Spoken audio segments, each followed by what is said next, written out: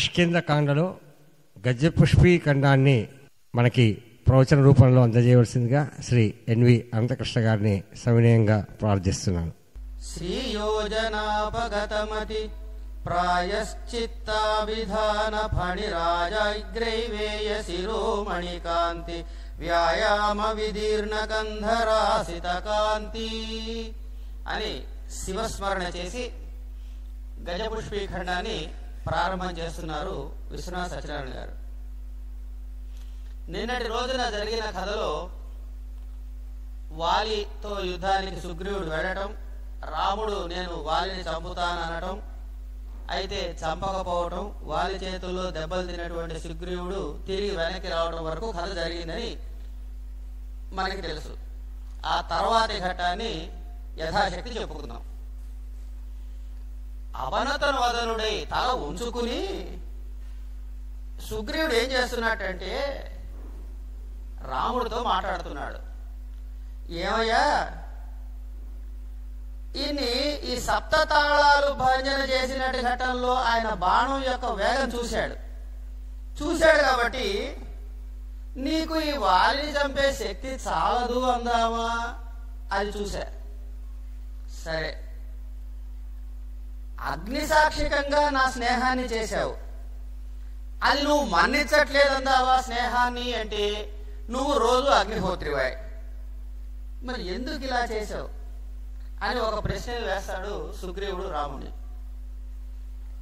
గడియలు, నిమిషాలు, లిప్తలు అంటే చూడండి, గడి అంటే కొంచెం పెద్ద కాలం, నిమిషాలు, లిప్తలు అంటే ఎంత తొందరగా ఎప్పుడు రావమానం వచ్చి వారిని చంపుతుందా అని ఎదురు చూస్తున్నట్టేనా. ఇది యుద్ధం చేయడం కన్నా ముందు ఎదురు చూపులు ఎక్కువైనా ఆయనకి. అని ఎప్పుడు విడుస్తావా అది అనేసి చూస్తూ ఉన్నాను.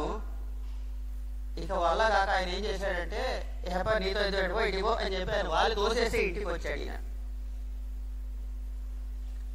అని అతను బాగా కింద పడ్డాడు. కింద పడితే రాముడు అంటున్నాడు, అది కాదయ్యా, నువ్వు నన్ను అపార్థం చేసుకోవద్దు, నన్ను దురర్థం చేసుకోవద్దు, నన్ను అపార్థం చేసుకోవద్దు. ఎందుకంటావేమో, నేను అసలు ఎప్పుడో వాళ్ళని చంపేసి ఉండేవాడిని, కానీ నాకు ఒక సమస్య వచ్చింది. మీ ఇద్దరు చిత్ర విచిత్రంగా ఎగురుతూ చంక్రమణం చేస్తూ ఇద్దరు ఒకళ్ళనొకళ్ళు కొట్టుకుంటూ ఉన్నప్పుడు ఏమవుతోంది, వాలివి అనుకుని బాణాన్ని నేను ఎప్పుడైతే దూస్తానో వెంటనే నాకు వాలా సుగ్రీవుడా అనే అనుమానం వస్తుంది. పొరపాటున నేను కనుక బాణం వేసి నిన్ను చంపాను అనుకో, రెండు దోషాలు, ఒకటి మాట ఇచ్చి తప్పిన దోషం, రెండు స్నేహితుడి చంపిన దోషం. ఈ రెండు దోషాలు నేను చేయకూడదు, కానీ నీకు ఇచ్చిన మాట మాత్రం వాస్తవం, నేను ఇప్పటికి కూడా ప్రతిజ్ఞాబద్ధుడినే అని చెబుతాడు.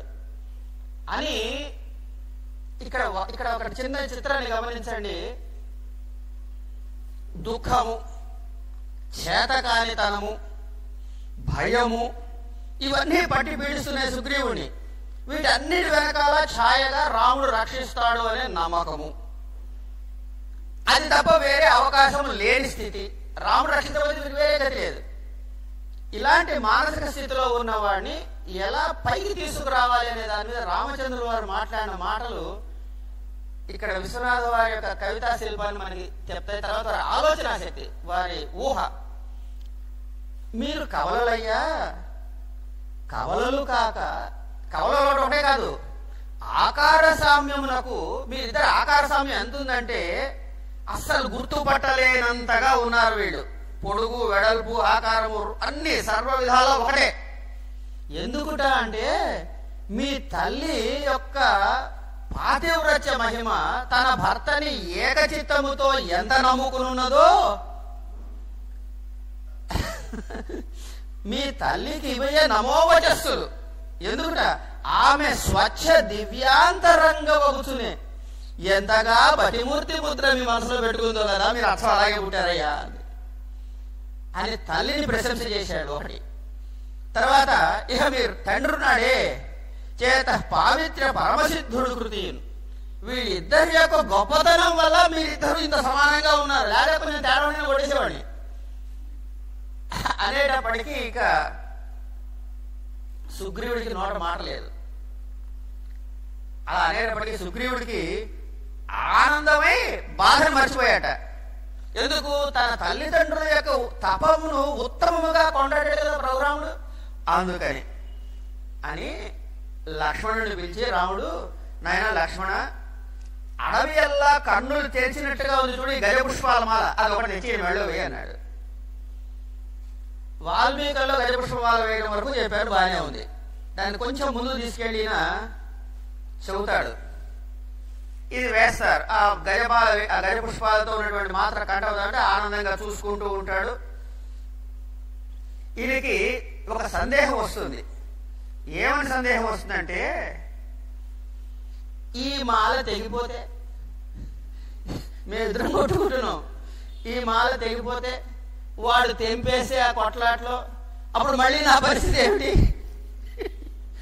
కనుక నేను జాగ్రత్తగా పెట్టుకుంటాలి అనుకుంటాడు ఆయన. సరే, ఇది వేసుకున్నావు కదయ్యా. తన గజ పుష్పమాలను చూసి ఆయన అప్పుడే ఇది వేసుకోగానే మరునాటిదైన కపిధాత్రి పతిత్వపు లక్షణంబుగా అంటాడు. ఇంకా యుద్ధం చేయలేదు, వారిని చంపలేదు, కానీ ఇది వేసుకోగా అంటే ఒక మనిషికి ధైర్యం ఎట్లా వస్తుందనడానికి ఇది ఒక చక్కటి ఉదాహరణ. నమ్మకం వచ్చేసింది, ఈ గజ పుష్పం వేసుకున్నాను, వేసుకోగానే ఏమవుతుంది, రాముడు వస్తాడు, గుర్తుపడతాడు. అయ్యా తేడా వచ్చింది సౌండ్. హలో హలో హలో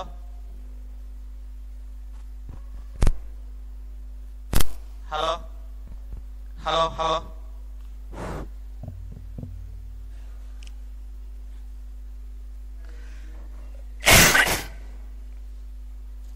ఆయన అప్పుడే వారు రావటం, ఈ గజ పుష్పమాలను చూసి రాముడు బాణం వేసి చంపటము, తర్వాత తాను కిష్కింధా నగరానికి రాజైపోవడం, ఇవన్నీ కూడా ఆయన ఊహించుకోవడం మొదలెట్టాడు. ఇక వీడు మర్నాడు బయలుదేరి ఎక్కడి నుంచి, ఋషభోగ పర్వతం నుంచి పదయ్య ఇక్కడ లేట్ చేయొద్దు అని చెప్పి బయలుదేరి కిష్కింధ వైపు బయలుదేరారు.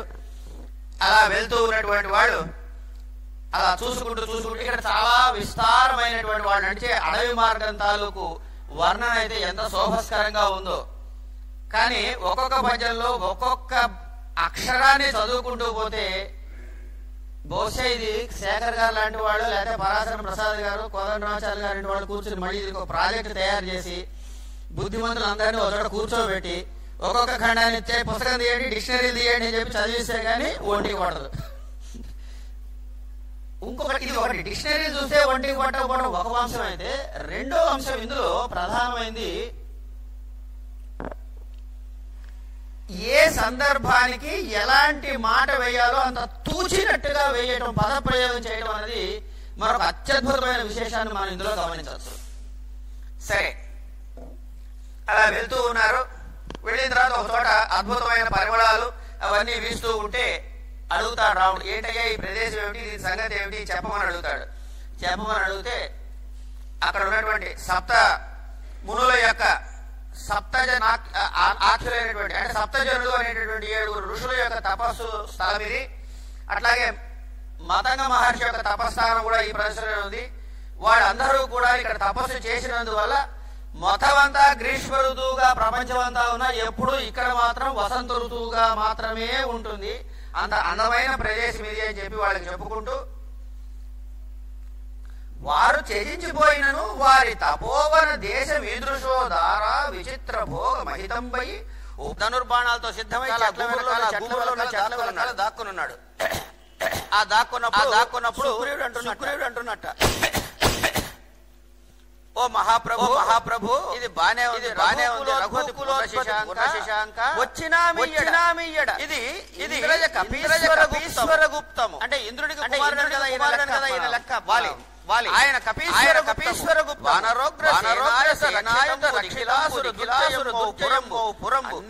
నీకు తెచ్చితివి, నేనే నీ రక్షణలో అని మళ్ళీ ఒకసారి చేశాడు రామచంద్ర ప్రభుకి. చేసిన తర్వాత కూడా ఓ మాట అంటున్నాడు, అయ్యా అయ్యా,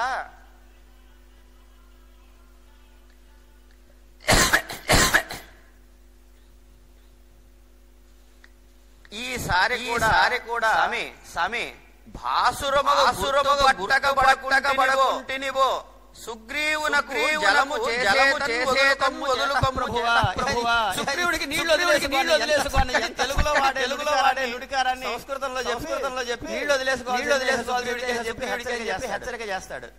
అంటే ఈయన మాత్రం తక్కువ తిన్నాడా? అద్భుతం. సేగిన్ రక్షణ గజపుష్పమాలు రక్షణ చేసుకుంటా ఘర్షణ వాలి త్రెంచి పడేసాడు అనుకోండి. ఇప్పుడు నా పరిస్థితి ఎట్లా గుర్తుపడతావు అని చాలా బాధపడుతూ భయపడుతూ ఉంటే ఇదన్నీ కాదనుకో. అప్పుడు నా పరిస్థితి నాకు చాలా క్లియర్. ఏమిటి? కాదని పరమ మునిదత్తమును గలదు. నువ్వు చంపలేదు వాళ్ళని నేను గెలవలేను. అప్పుడు ఏం చేస్తాను? పర్వతానికి వెళ్ళిపోతే సేఫ్టీ అంటే మునిశాపం వల్ల ఋషభు వాలి రాలేడు కనుక నా ప్రాణాలను దప్పుతాయా అని చెప్పాడు.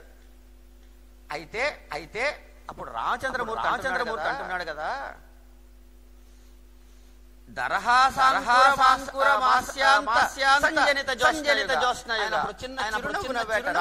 రామచంద్రుల వారు నవ్వి నమ్మకమనేది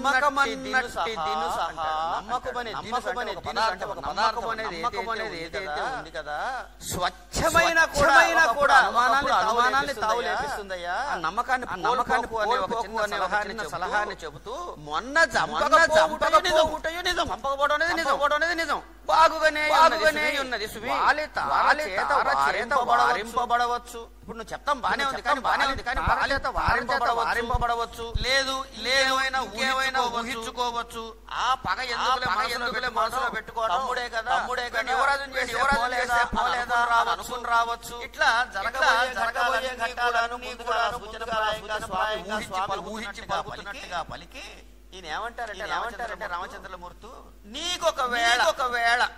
నీకొకవేళ మెత్తబడి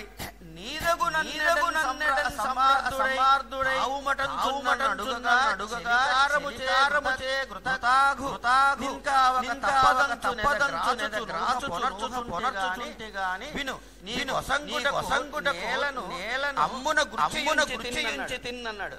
నువ్వు ఎందుకు వద్దని చెప్పి మానేమని ఏ కారణంగా చెప్పలేను కానీ లేకపోతే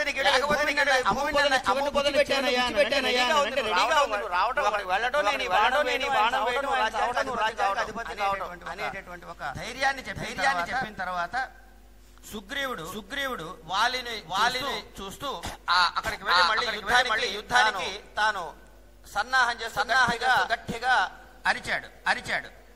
నడుం బిగించుకుంటూ అరిచే ఇక వాలికి కోపం వచ్చింది. కోపం వచ్చిన వెంటనే బయలుదేరి సన్నద్ధురయ్యాడు. ఏమందయ్యా అంటే అనుకోనలన్నిట్లుగా ఆవిడకి తారకి కనపడుతుండగా వాలిని ఉద్దేశించి చెప్తుంది, అయ్యా వెళ్ళవాకయ్యా అంది. అంటే ఆయన అంటాడు ఎవడైనా యుద్ధానికి వెళ్ళకపోవడం కన్నా ఇంకోట్లేదు రాజుకి. అది ఒకటి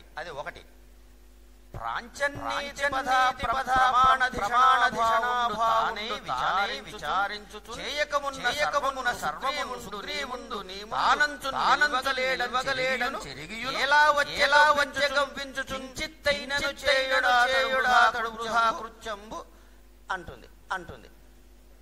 ప్రాణేశ్వర లేదండి, అక్కడ ప్రాణాలకి ప్రాణేశ్వర పదం పడదు.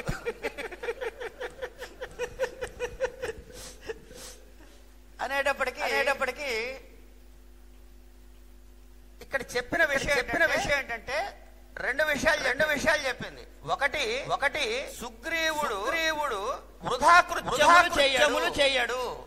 ఇది ప్రధానమైన క్యారెక్టర్ చెప్తున్నాడు. వాడు ఉట్టి పుణ్యానికి రాడు, చెయ్యడు. ఒకటి నిన్ననే దొబ్బులు తిని వెళ్ళాడు, ఇవాళ వచ్చాడు. ఏం కారణమై ఉంటుంది? ఎలా వచ్చి కవ్విస్తున్నాడు? మొన్న లేదా విచారణ మొన్న వచ్చినప్పుడు నీల నలతారులాడిన నీ వెరగదు. ఇట్లా వాలిని రమ్మని నువ్వు వెళ్ళకయ్యా అని అనేకమైన కారణాలని తాను చూపించడం ప్రారంభం చేసింది తార. ఇంకా ఏమందయ్య అంటే పెళ్లి సమయంలో భార్గరావు చేశాడు. తర్వాత శంకరశాలి ఆయన శక్తిని మనం ఊహించడం కష్టము. అలాంటి అక్కడ మాట ఎటుండనిమ్ము. వాళ్ళ రాముడు యొక్క శౌర్యపరాక్రమాలు మనం విన్నాం. ఇవి నీకెట్లా తెలుసాయి అంటావేమో. అంగదుడు వచ్చి చెప్పాడు నాకు. అంగదుడి ద్వారా ఈ విషయాలన్నీ నాకు తెలిసి. అంటే ఇక్కడ తార ఒకసారి చూడండి. తాను కేవలం తెర వెనకుండే మనిషి అయినా కూడా జరిగే ప్రతి విషయాన్ని తాను స్థాయిలో చక్కగా అన్ని పరిశీలిస్తూ ఏది చెడు అని ఆలోచించుకునే పాత్రగా తారకి ఉన్నతమైన స్థానాన్ని కల్పించడం జరిగింది వర్ణన క్రమంలో. ఈయన ఏమో సూర్యుడై ధర్మము ప్రభువై స్పష్టము చేసినట్లుగా వేద మార్గములకు మహర్షి కల్పుడై. ఇట్లా రాముడు యొక్క గొప్పతనాన్ని చెబుతూ రాముడు ఉన్నాడయ్యా. అంగదుడు చెప్పాడు ఏడు తాళాలు తర్వాత ఇలాంటి శక్తి పెట్టుకున్నాడు కనుక వెళ్ళడం వారించడం మొదలెడుతుంది. అంటే ఆ రాముడును ఇక్కడికి రాలేదు. సఖిత్వం స్నేహం కుదరదు ఆయనకి. సుగ్రీవుడికి ఎట్లా లభించింది?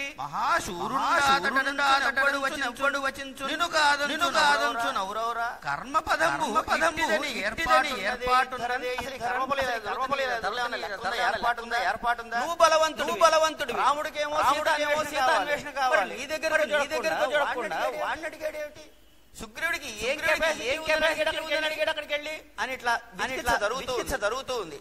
ఊహయొనర్ప మంత్రబలమన్నది పెద్దయు సూర్యసూతికి. అంటే మంత్రాలని కాదండి. రాజ్యాంగం మంత్రాంగము. రాజ్యము దానిది చేయడం. బాహుబలమున్నది హనుమంతుడు మహామతి రఘుప్రవీణుతో స్నేహము కల్పియుండు. గణింపవు ఆవిడింత ఊహించేస్తుంది. సినిమా అంతా ఇలా జరుగుంటుంది. మించిన రాజకీయ పాత్రలు చూపిస్తున్నారు. అంటే ఈ పద్యంలో ఏం చెబుతున్నారు? బలంతో సేనాధిపతి స్థాయికి పనికొస్తావు. కానీ సుగ్రీవుడికో వాడికి తెలివితేటలున్నాయి, సచివులు, రాజలక్షణాలు. రాముడు సేనాపతితో స్నేహం చేస్తాడు. కానీ ఈ రోజుకి లేకపోయినా స్నేహం రాజుతో చేస్తాడు. ఇక్కడ చాలా సుస్పష్టంగా చూపించినట్టు అవుతుంది. అయిన తర్వాత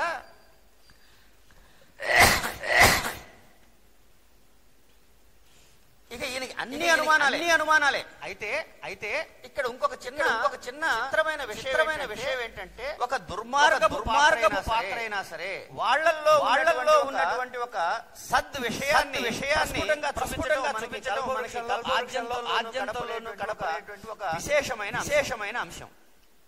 ఇన్ని తెలిసే రాముడు ఉన్నాడని తెలుసు. రాముడు యొక్క పరాక్రమాలు తెలుసు. రాముడు ఏ విధంగా చేయబోతున్నాడో తెలుసు. ఆ అండతో మళ్ళీ వచ్చాడని తెలుసు. అయినా కూడా వాళ్ళతో అంటుంది చేయబోయినను గాని నేను భీతిల్లా. సుగ్రీవులు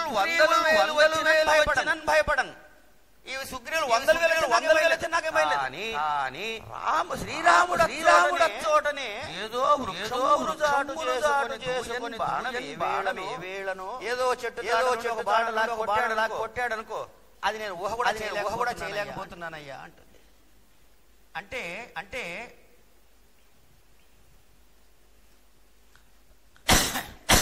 చెట్టు చాటు నుంచి కొడితే వేరే విషయం, వేరే విషయం. కానీ నిలబడి దోషం ఉందా అని ఇవన్నీ కాదు గాని అయ్యా సలహా చెబుతా విను అంటోంది. ఇవి రెండే విషయాలే. ఈ రెండు విషయాలే కనిపిస్తున్నాయి. ఏమిటవి? సుగ్రీవుణ్ణి యువరాజుని చేసాయి. ఎక్కడ చెప్తోంది? చెబుతోంది వాళ్ళకి సలహాగా సుగ్రీవుని యువరాజు బనరించి శత్రుత్వమునకు స్వస్తి బోలుకు. ఇక శత్రువుని తీసేయి. అప్పుడు రాముడు నీతో కూడా స్నేహం చేస్తాడు. మనం సేఫ్ అనేటటువంటి విషయాన్ని చెబితే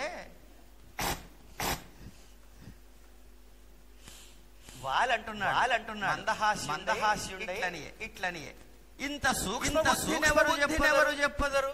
ఇంత సూక్ష్మబుద్ధి అలా చెప్పేవే. అయినా ఇంతకంటే సూక్ష్మమున్నది. నువ్వు చెప్పింది చాలా సూక్ష్మంగా చెప్పే సంతోషం. కానీ అది ఇంతకన్నా సూక్ష్మం ఉన్నది. అగవు నీకు చెప్పేదంగి అని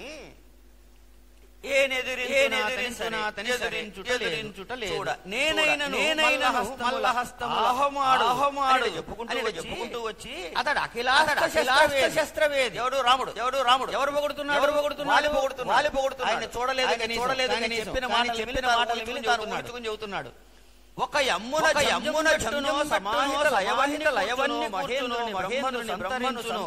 అతనికి చాపపాణికి లేదు.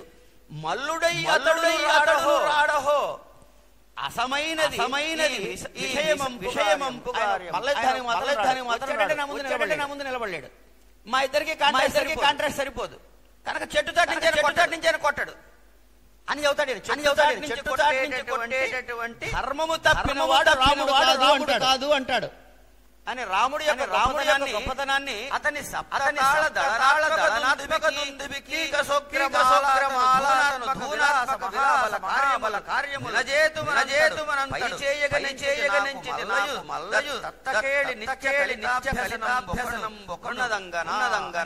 అని చెప్పి పైని ఎగిరి నల్కడల దూకుగాను గాని చేతులతో ఏడిపించగలను కానీ నఖములతో చీల్చగలను.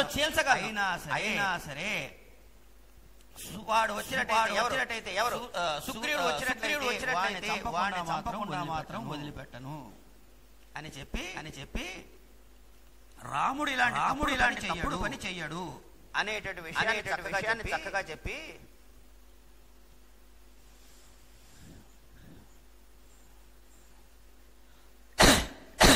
అతడు ఏమంచు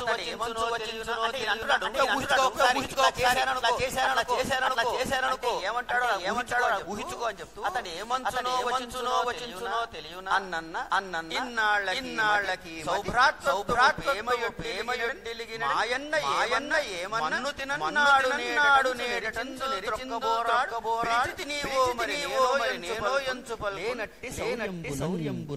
సరే మనం వెళ్ళి కాస్త సమంజసంగా చేద్దామని అనుకున్నా కూడా సుగ్రీవుడి దగ్గర ఏమంటాడు తెలుసా? ఇన్నాళ్ళు లేదా వచ్చిందా రావణుడు చూసే భయం వేసిందా అని పలుకున్ లేనట్టి రాముడు మాట్లాడుతున్నాడు ఈ విషయంగా అని చెప్పారయ్యా అని అంటూ ఎంత ఆలోచనము చేసి అంతకును అంబుజాక్షి హైమపాతములు పరీదీనము ఏడుస్తూ ఏం చెప్పిందయ్యా అంటే కుప్పగోలిందిట ఆవిడ. ఆయన పట్టుకుని ఏడ్చిందిట. సమరాహుడనవుచు శరజన ధర్మముత్తమము చేయక చిత్తం పొందుటేలేసకి నేను వెళ్తున్నా చెయ్యక్కర్లేదు అని చెబితే ఆయనకు అప్పుడు ఆ తార క్షేమం జరగడం కోసం అని చెప్పి ఆయనకి ప్రదక్షిణ ఒక నమస్కారం పెట్టి ఆయన క్షేమం కలగడానికి కోసం వాచకాలన్నీ పలికించి యుద్ధానికి బయలుదేరి వాళ్ళు వెళ్ళారు. ఇక వాలి సుగ్రీవం ప్రారంభం ఎంత చక్కగా మాట్లాడతాడంటే ఈ యొక్క ముష్టిఘాతముతో యమలోకమును దురాచార ఒక్క గుద్దుగుదంటే యమలోకానికి పోతారు. మాటల్లో చెప్పాడు. నిజంగా వాలి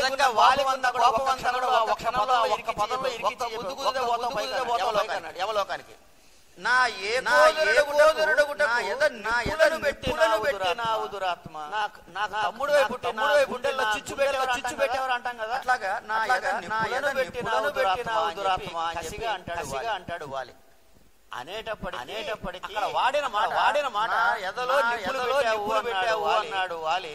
అనుచున్న వాలి కనుమడి కథ సర్వం అంటే ఆ జరగబోయే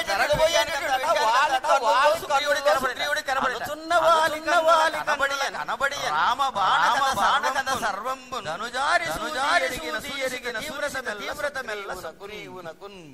ఆయన మాట వాడింది దానిలోంచి చూసుకుంటున్నట్ట. ఆ ముష్టిఘాతమున గ్రామము దక్షిణేశుడు అంటే యమధర్మరాజు. ఈయన చేసిన ప్రాణగ్రామము అంటే ప్రాణాలు ఉన్నాయి ముష్టిఘాతం అంత చక్కగా చెప్పారు. ఇద్దరికిద్దరు కొట్టుకుంటూ ఉన్నారు. ఆ కొట్లాడుకునే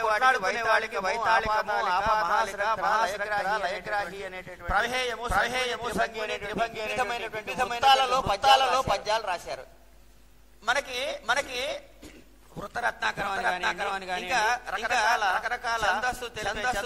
చందోదర్పణ గ్రంథాలు ఉన్నాయి. ఇందులో ఉండేవి లక్షణాలు లక్షణాలు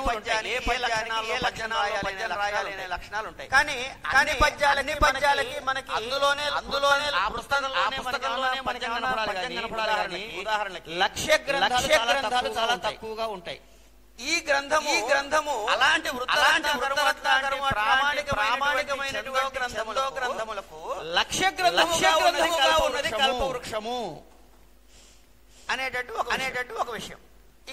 ఇక అది ఆ ఘట్టవాల ముందుకు వెళ్తూ ఉంటుంది. వాళ్ళు కొట్టుకున్న ఎవరు ఎలా విషయాన్ని అద్భుతంగా మనకి ఒక టీవీ స్క్రీన్ మీద చూస్తున్నట్టుగా పర్ఫెక్ట్ గా మనకి రన్నింగ్ క్రికెట్ మ్యాచ్ అవుతుంటే అది కనపడకపోయినా కనపడలేదు. అలాగే జరుగుతుంది. కానీ సమయం అప్పుడే ఏడైంది కాబట్టి ముందుకు వెళ్ళడం ఎందుకంటే ప్రధానమైన అంశాలు ఉన్నాయి ఇందులో. ఎలాంటి ప్రధానమైన అంశాలు ఉన్నాయి అంటే ఈ రోజు కూడా చాలా మంది వితండవాదులు కొట్టుకుంటూ ఉంటారు. ఈ రోజు కూడా వాలిని రాముడు ధర్మమా, చెట్టు గొప్పదనమా, రాముడు ఏం మర్యాద కానీ ఈ వాలి చచ్చిపోయేనాడికే సమాధానాలు చెప్పబడ్డాయి. మరి వాలి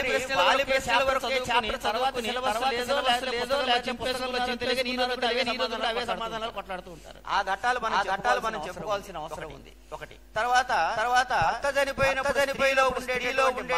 మానసిక సంఘర్షణని ఎంత అత్యద్భుతంగా ఇందులో చిత్రీకరించారు. ఘట్టాన్ని చూస్తే ఎవరికైనా చెలించక అద్భుతమైనటువంటి ఘట్టాలను ముందున్నాయి కాబట్టి యుద్ధాన్ని పక్కకు పెడదాం. ఇక రాముడు చూసి బాణప్రయోగం చేసేట. ప్రభు హస్తాంతమున దిశా గగన కంపం మహాలోకంబులు తల్లడి వయసధ్రీనములు రసార రభసార కర్ణకుహరంతములై దిగ్గజ ప్రభుపతి ధ్వని ఆయన సారించినటువంటి శబ్దానికి గగనం తల్లి తల్లడిల్లిపోయి అంటే ఈ ధరణి మండల కదా చెబుతారు కూడా ఒకసారి విషయం చెబుతూ ఇక ఆ శరభి వచ్చేనని ఏనైనా రానియట్లుగా ఈ తెలుసుకోలేకుండా ఈశధరాశలేశ్వరు అంటే ఈ కపి కిష్కిందాకాండ యొక్క రాజుని కేవలమునందు చొచ్చే. అది ఎక్కడికి వెళ్ళి వక్షస్థలంలో గుచ్చుకుంది. అంత వేదనావేశము నూన అవివేగము తాల్చద ఎంత కాల్చుదను. ఆయనకి ఆశ్చర్యం వేసింది. వాళ్ళకి ఒక మహాశనిచే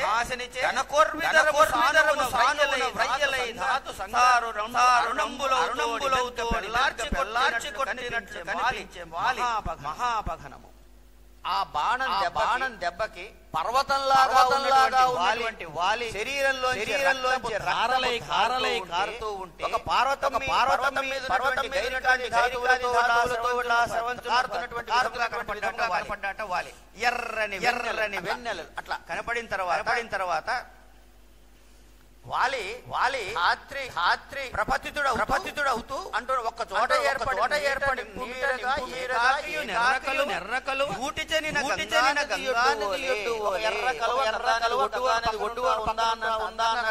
కనపడిందిట.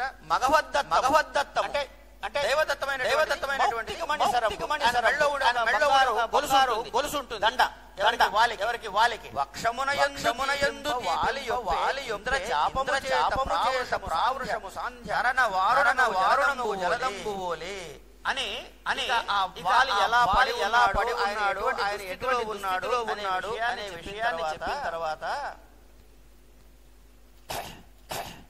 పరమేశ్వర నిర్మాల్యము పురాణ సంతాన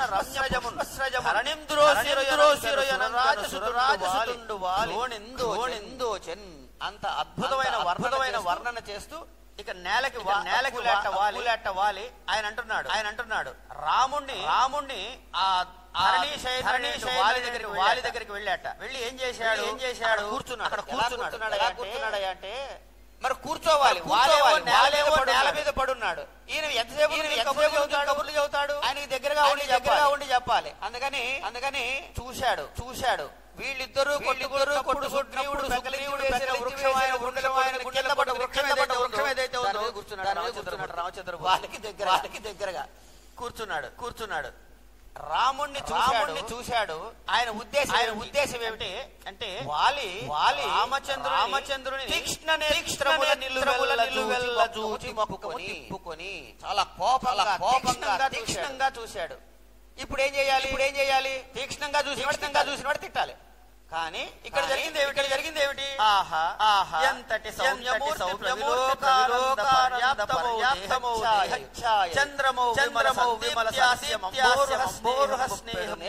నేత్రయుగము మరి నిర్మర్యాజ సౌందర్య అని రావణ్ణి అద్భుతమైనటువంటి పొగడ్త చేశాడు. అంటే ఏమిటంటే పరమాత్మ దర్శనం అయిన తర్వాత ఆ భావాలు ఏవైతే వైరభావం ఉందో అది క్షణకాలమైనా సరే లుప్తమయ్యి భక్తుడికి స్వామికి ఉండే ప్రకారమే చేయబడుతుంది. అథవా తిట్టిన అందులో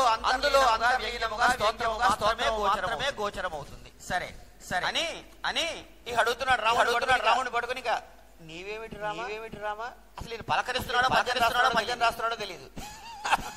నీవేమిటి శ్రీరామ ఈ విమలేతరము కార్యం ఏమిటి రామ అంటే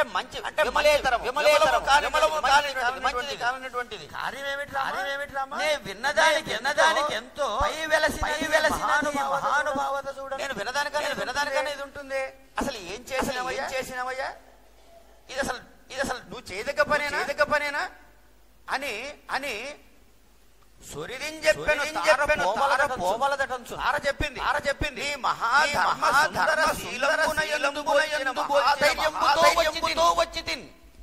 నేను ఎందుకు వచ్చాననుకుంటున్నావు? తార చెప్పినా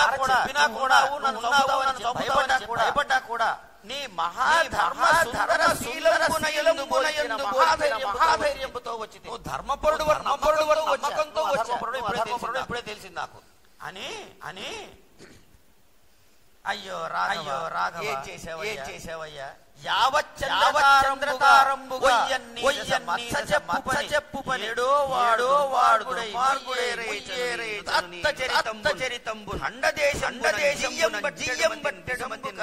కల్పించను నీ యొక్క అద్భుతమైనటువంటి చరిత్రలో ఇంత దుర్మార్గమైన చేసావయ్యా అని అని బాగా లుబ్ధాత్ముడై నీ చేత మా సుగ్రీవుడు భూమి కొట్టేయాలి నువ్వు ఆ స్నేహం చేశావు అని చెప్పి గోరుతో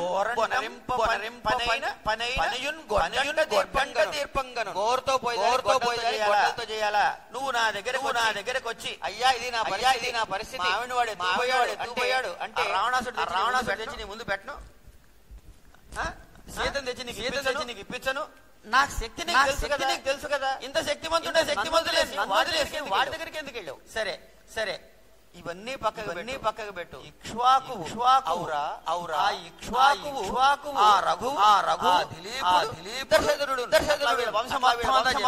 చెప్పేసి వారి ప్రతిష్ఠ గురించి చేసిన పనికి అసలు ఆ వంశంలో పొడదగవాడవేరా అని సరే అదొంచు మాంసం చేసేవయ్యా అనుకుందామయ్యా.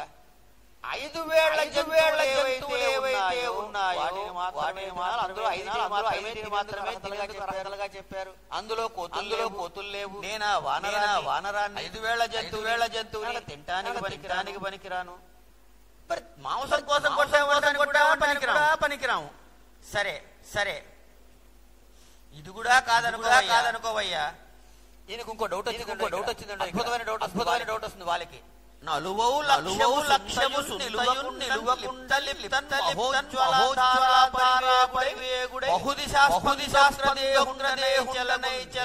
నేనును ఒక్క క్షణం ఒక చోట ఉండకుండా లిప్తకి ఎగిరి గంతేస్తూ పరివేగుడునై రకరకాల తిరుగుతూ నన్ను అస్సలు గురి తప్పకుండా లక్ష్యమే సూటిగా నీకు లక్ష్యమే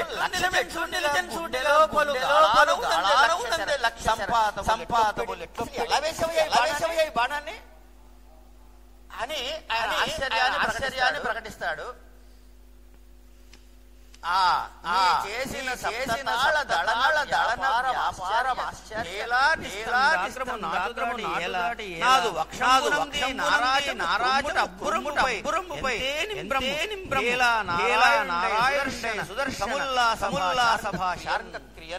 నారాయణమూర్తి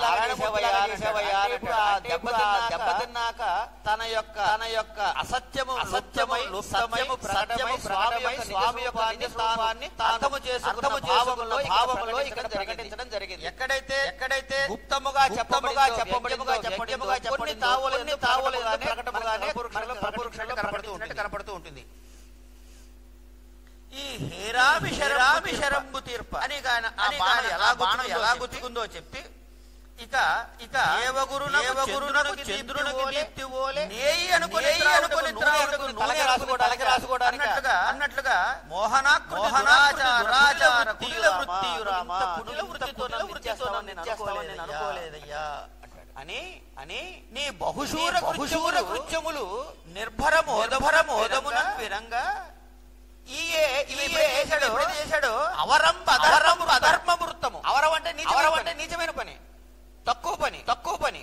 అవరము అధర్మము. ఈ కుటిల వృత్తితో ఎలా చేశావయ్యా అని ఊపిరియున్న దొరకనిద్దియో ఆపై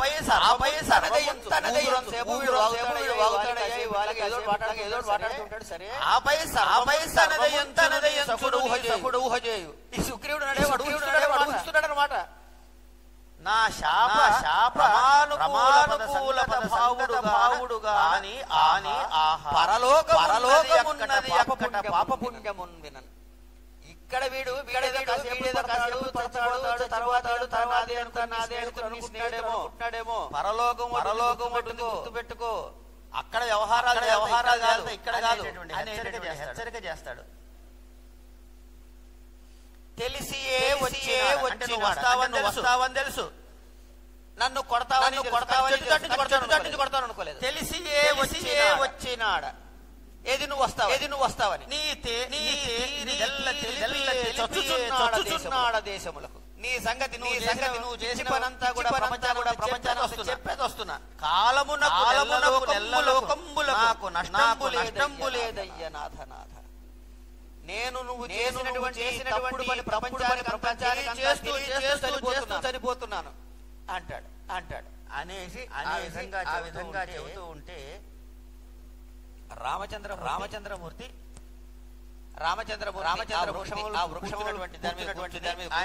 ఆయనతో చెబుతున్నాడు, తాత అంటే ఓయ్యా ఊరక కోపగించుకోకయ్యా. ఎంత అనునయంగా చెబుతున్నాడు. చెప్పినట్టు చెబుతాడు. కోపగించుకవే. ఈ ధర్మాధర్మాధర్మాధర్మాంధుగాదే తాత్పర్య వివరణంబును బ్రహ్మాంధ్రాదులే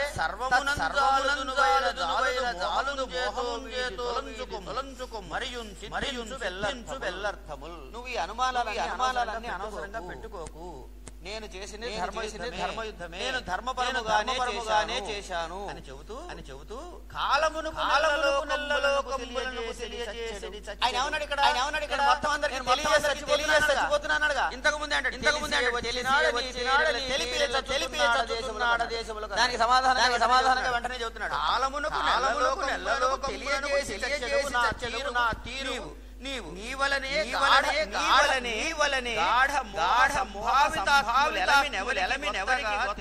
తెలుపవలయు అని నిజంగానేనయ్యా ఇలాంటి సమాధానం ఇక్కడే ఉంది అని ఆయన వెంటనే సమాధానం చెప్పాడు. ఎవరెవరు కర్మ చేసుకున్నారు అనుభవించవలసింది. ఎవ్వరు తప్పించుకోలేరు. ఎవరు కర్మ ఫలదాత ఎవడు, కర్మ భోక్తవు ఇలా ఎవరు చేస్తారు అని అన్ని చెప్పుకుంటూ ఎవ్వడికైనా సరే కర్మని అనుభవించవలసినదే అని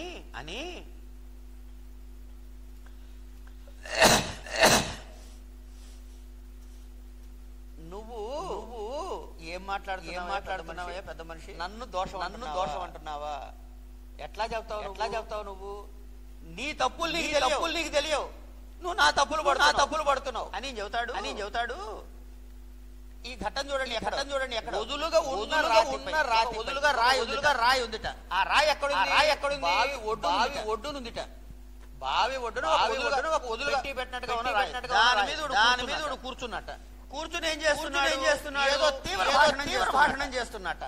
ఆ తర్కంతో తీవ్ర భాషణ చేస్తూ అరుస్తున్నాడు.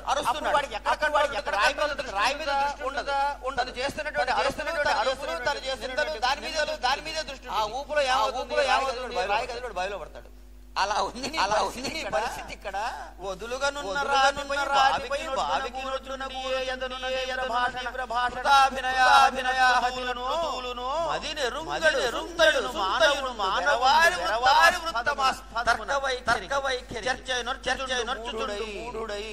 మిగతా వాళ్ళ ఏదో తప్పులు వేసే ప్రయత్నం వాడు చేసి వాడు గోతులో గమనించట్లేదు.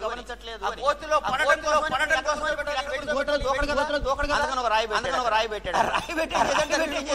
కూర్చోబెట్టి వాడు లోపల పడ్డాడు.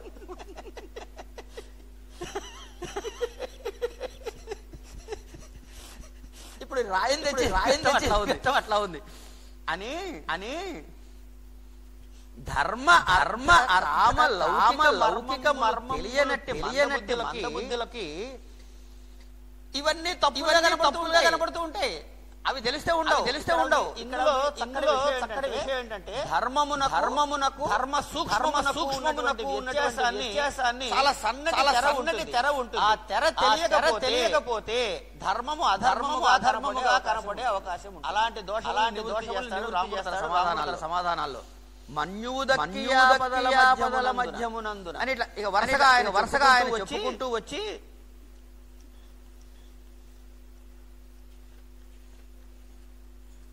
అతి బలిశాలివౌట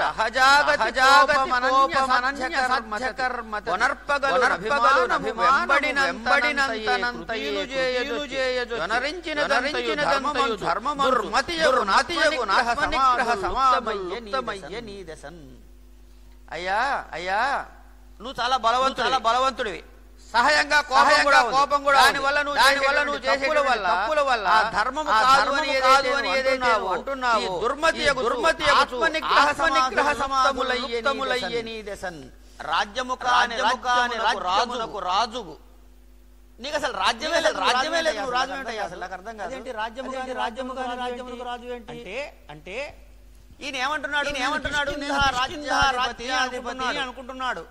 అసలు కిష్కింద రాజ్యం ఎక్కడుంది అంటే జంబూద్వీపం అంతా కూడా ఇక్ష్వాకుల కంట్రోల్లో ఉంది కనుక దానికి రాజెవరు ఇక్ష్వాకులు. ఇప్పుడు ప్రస్తుతంలో ఉన్న రాజెవరు భరతుడు. కనుక ఈ మొత్తం రాజు కాదు. కనుక రాజ్యము కాని రాజువు నీకు వానర ప్రజా పూజ్యత భూభరణ క్రియ లక్షణ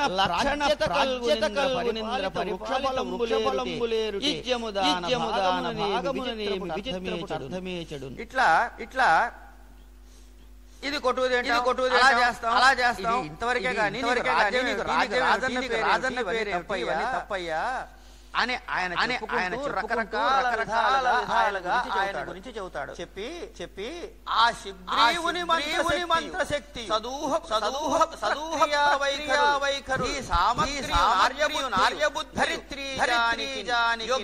యోగ్యముల్. ఇక్కడ ఇందాక మనం చెప్పుకున్నట్లు ఇది రాముడి వచనం. ఆ శిగ్రీవుని మంత్రాంగం వైఖరులు బుద్ధిబలం ఆర్యబుద్ధియు ధరిత్రీ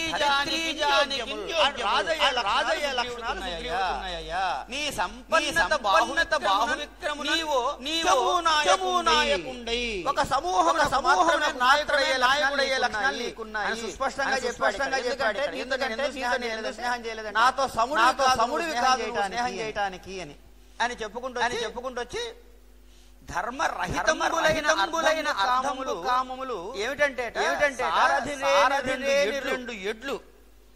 ధర్మం అనేది సారథి, అర్ధకామాలు ఎడ్లు. సారథి లేకపోతే తలకిందులై పడుతుందిట, మడిసిపోతాయి అని చెబుతూ ఇక్కడ ఇంకొక విషయం చెబుతున్నాడు. నీ అధర్మమైన గడే నీ కామ కోరికలు అది అధర్మం. తూష్ణీభావంబు దూరం నీ కాయము మృగమయమై నిల్చెన్ సురాంశం శిక్షాకాండము దేహమున సంబంధి అయిపోదు. నీ కాసాకల్యము ధర్మమున నువ్వు చేసినటువంటి ధర్మము నేను శిక్షిస్తున్నాను అంటాడు. నువ్వెవడో శిక్షించడానికి? ఇప్పుడు రాజు శిక్షించాలి. నువ్వు రాజు కాదుగా. దానికి కూడా సమాధానం చెబుతాడు ఆయన స్వామి.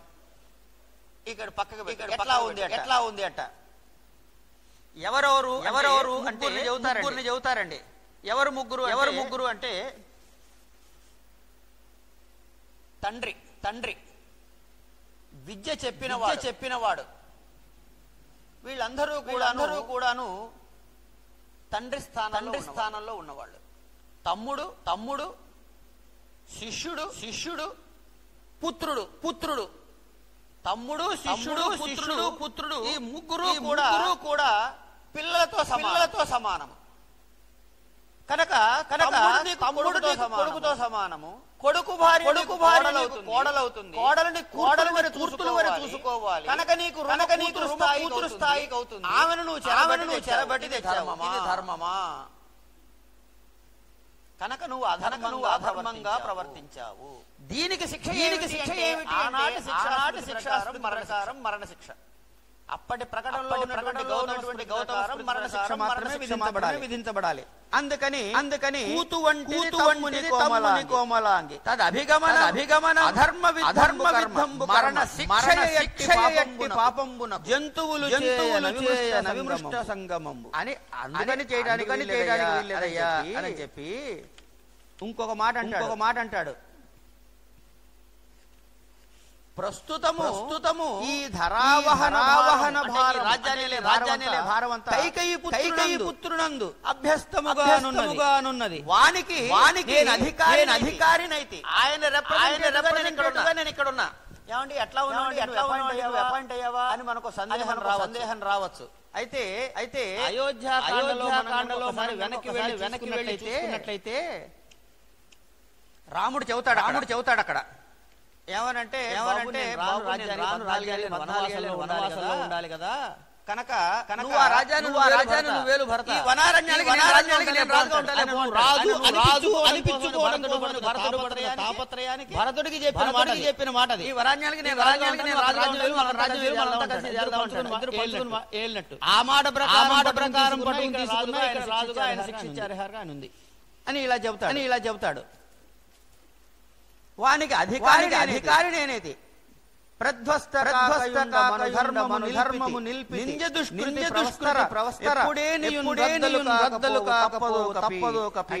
అని చెప్పి రకరకాలుగా ఆయన గురించి అన్ని చెప్పుకుంటూ పోతాడు. చెప్పిన తర్వాత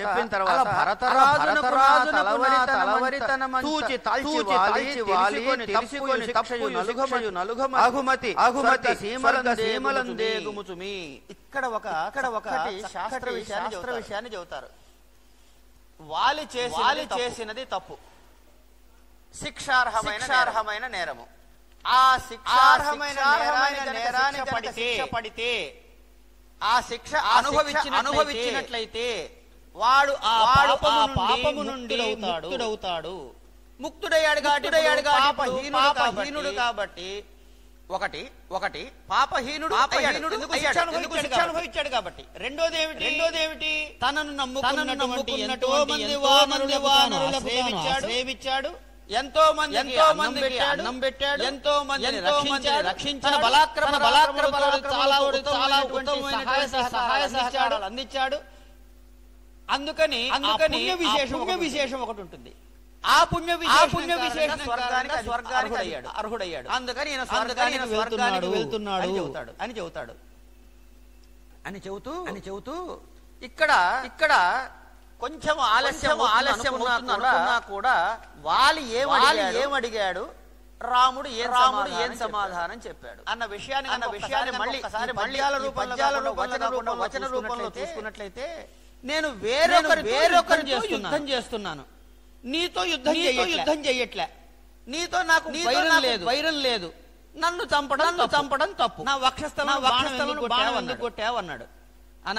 అనంగానే ఈయన దానికి సమాధానం చెప్పాడు. అగ్నిసాక్షిగా నేను మైత్రి చేసుకున్నా. అతడు నాకు లక్ష్మణుడితో సమానము. స్నేహధర్మము భ్రాతృధర్మము నాకు అతని యందు ఏర్పడ్డాయి. అతను ఆపదలో ఉన్నప్పుడు రక్షించాల్సిన బాధ్యత సోదర భావంలో కనుక నిన్ను చంపాను. ఒకటి రెండు అగ్నిసాక్షిగా నేహము చేసుకున్నప్పుడు నీవు నాకు సహాయం చేస్తానన్నా. నేను వాలిని రాజ్యాన్ని ప్రతిజ్ఞ పూనే. ఈ ప్రతిజ్ఞ పూనాను కాబట్టి ధర్మము అంటాడు. ఈ ధర్మము గురించి మళ్ళీ వెనక్కి వెళ్ళి రెఫరెన్స్ చేస్తే నాకు సరిగ్గా గుర్తులేదు. అరణ్యకాండలో అనుకుంటా సీతమ్మ వారితో రాముల వారు మాట అంటాడు. లీలగా పెద్దలు క్షమింతురు గాక. నేను ఎవరినైనా వదులుకుంటాను కానీ ప్రతిజ్ఞాపాలన వదులుకోను అంటాడు ఆయన. అంచేత ప్రతిజ్ఞాపాలనకి రాముడు ఇచ్చేటువంటి విలువ, సత్యపాలనకి రాముడు ఇచ్చేటువంటి విలువ, తండ్రి మాట నిలబెట్టడానికి రాముడు ఇచ్చేటువంటి విలువ అనేకమైన స్థలముల చెప్పబడే ఉన్నది. కనుక ఆ ప్రతిజ్ఞాపాలన కోసమైనా నిన్ను చంపాలయ్యా అన్నాడు. సరే రాజుకి ఏం గుణాలు వాలి చదువుతున్నాడండి రాముడికి. ఆశ్రిత రక్షకుడై ఉండాలి, ప్రజాహితుడై ఉండాలి, దయామయుడై ఉండాలి, ఉత్సాహశక్తి కలవాడై ఉండాలి, సదాచార సంపన్నుడై ఉండాలి, దీక్ష పాలకుడై ఉండాలి. ఇలా ఉండాలి.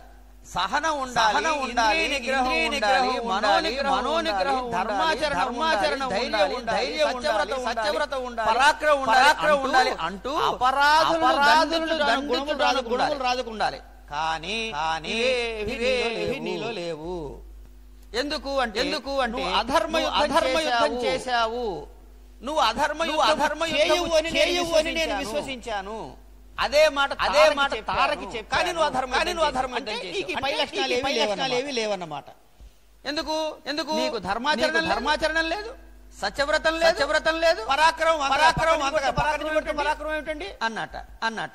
అంటే దానికి సమాధానంగా రాముడు చెప్పిన సమాధానాన్ని మ్యాచ్ చేసుకుంటే ఈ భూమికి ప్రస్తుతం రాజు భరతుడు, నేను ఇతర రాజులము కలిసి అతని ధర్మబద్ధమైనటువంటి ఆదేశాన్ని పాటిస్తున్నాం.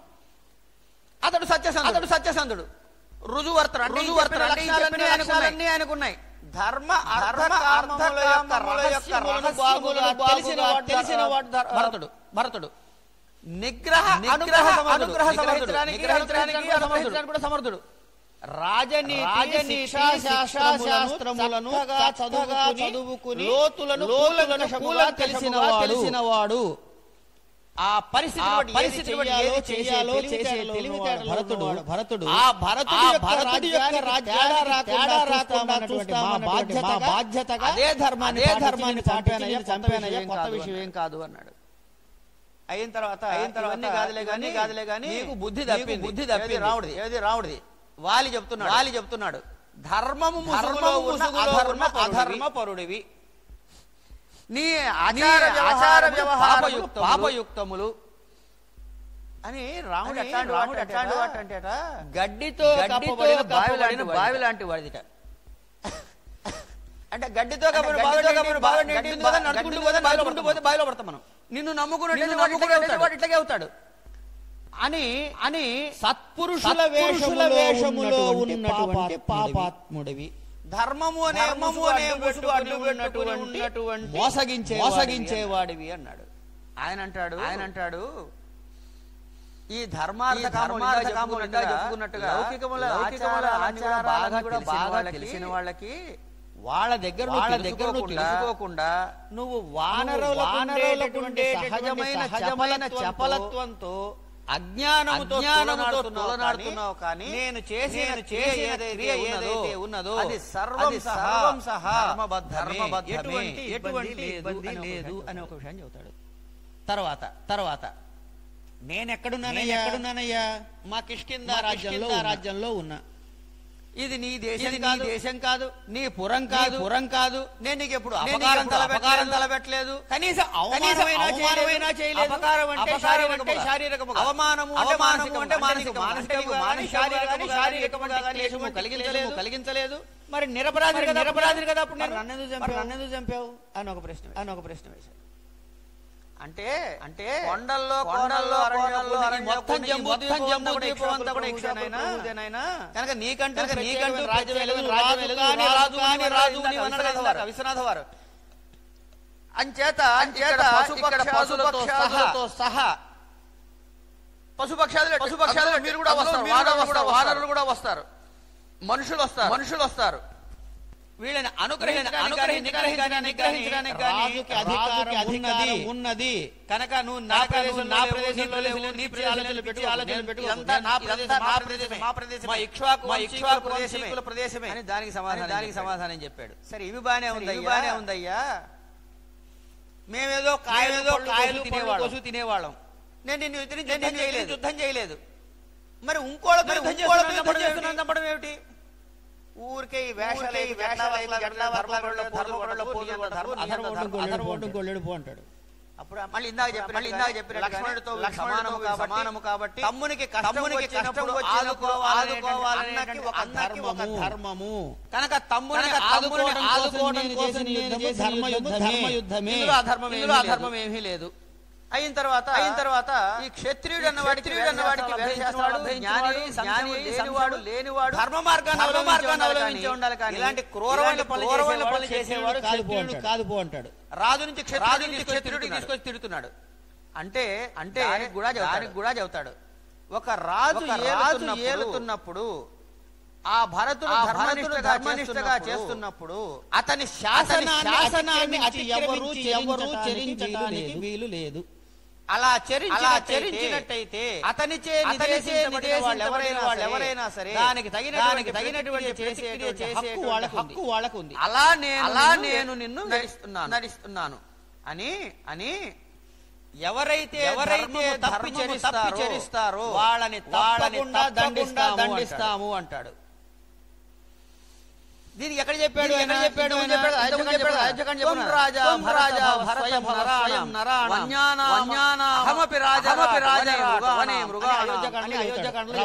రాముడు ఈ నువ్వెవడివి?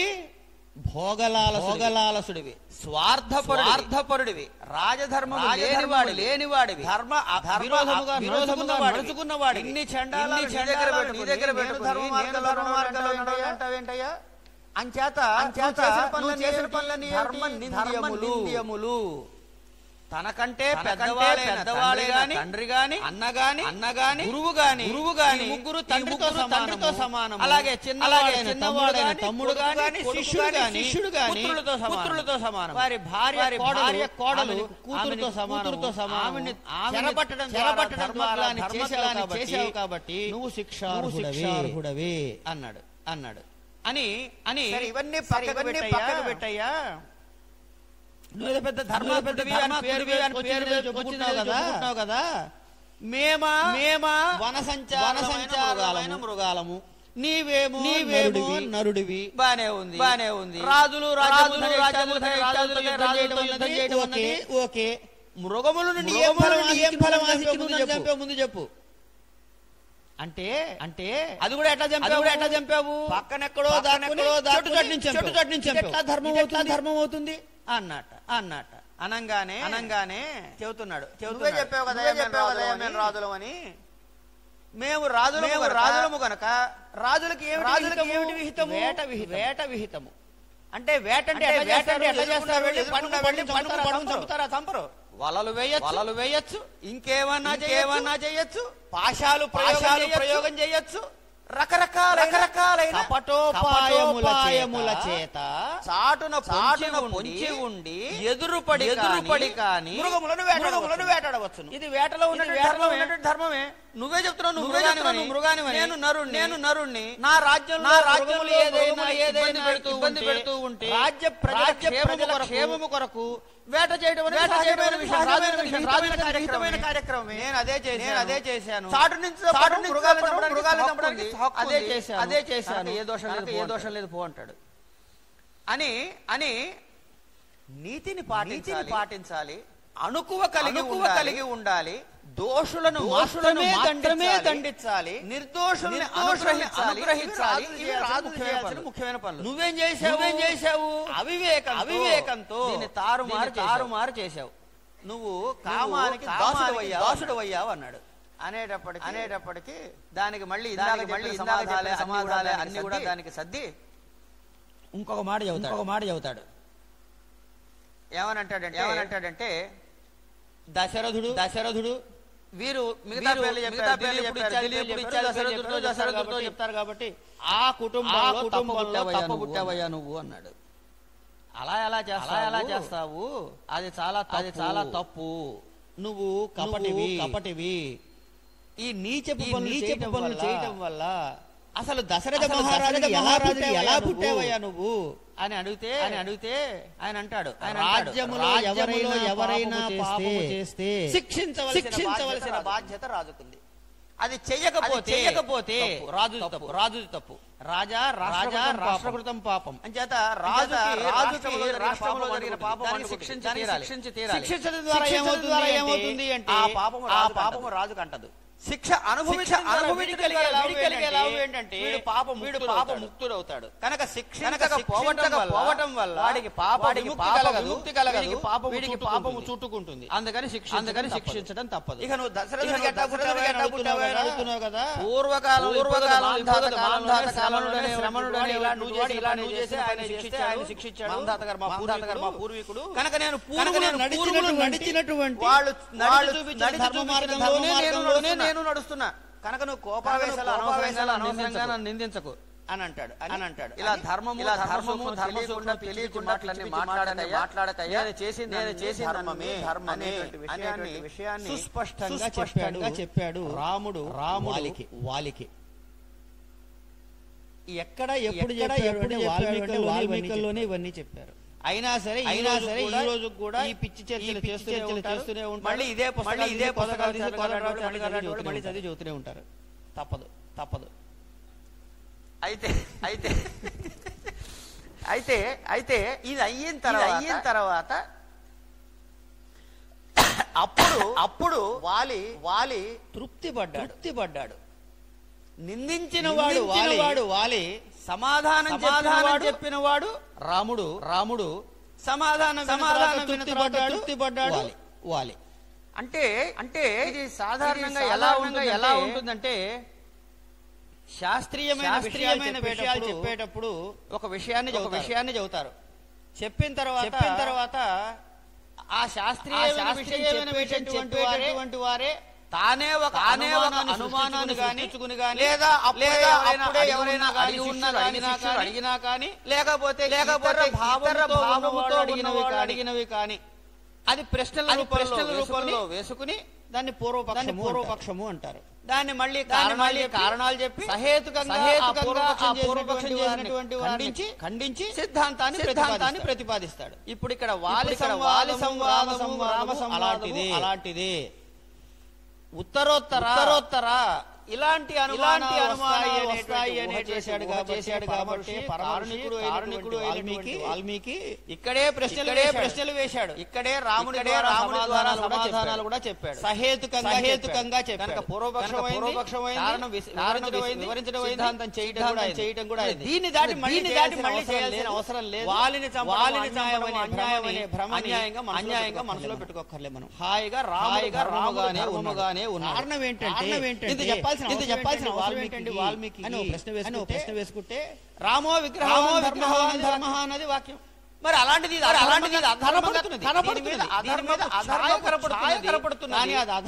అధర్మము మాత్రము కాదు. ఎందుకు అంటే ధర్మమును చూసిన వాడికి అధర్మముగా కనపడుతున్నది. ధర్మ సూక్ష్మము తెలిసిన వాడిగానే కనపడుతుంది. ఈ రెండింటి మధ్య వ్యత్యాసాన్ని చూపడం కోసమే పూర్వపక్షము కారణము చేయటం జరిగింది. ఇది ఒకటి.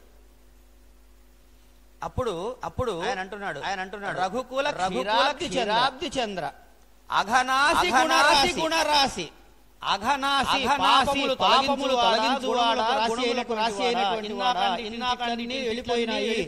ఎవరి నోటి ద్వారా వాలి నోటి ద్వారానే తినవాడే తప్పైందంటే కొత్తగా మనం అవే సమంజసం ఆలోచించుకుందాం అని ఆనంద విహార అఖిల ధానుష్క అఖిల లోకైక ధానుష్క పూని వారి తారవద్దు పోరికంచే వచ్చి తినయ్యేజు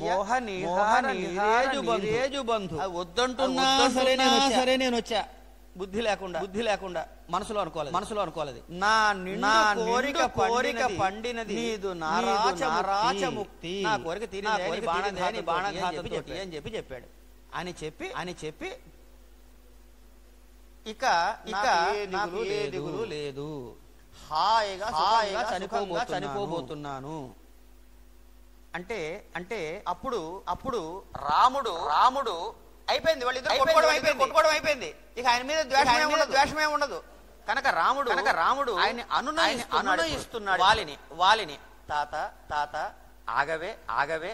ఆగువే నా శరము అమృత మహేంద్ర లోకాధిత్యము స్వీకరించుటకును ఎక్కడికి మహేంద్ర లోకాధిత్యము అంటే స్వర్గానికి వెళ్తున్నాడు. రాముడు అంటే శిక్షణ అనుభవించాడు క్షాళనం అయిపోయింది. చేసిన పుణ్య విశేషాల చేత అర్హత వచ్చింది అనే విషయాన్ని మనం గుర్తుపెట్టుకోవాలి. అంటే పాపమునే అనుభవించవలను, పుణ్యమే అనుభవించవలను. ఒకదానికి ఒకటాలు లేవు. కూడికలు ఇక్కడ లేవు. అయిన తర్వాత మహేంద్రలోకాదిత్యము స్వీకరించుటకును పోనోమున్ను నీ కోరికలుంటే నాతో చెప్పు.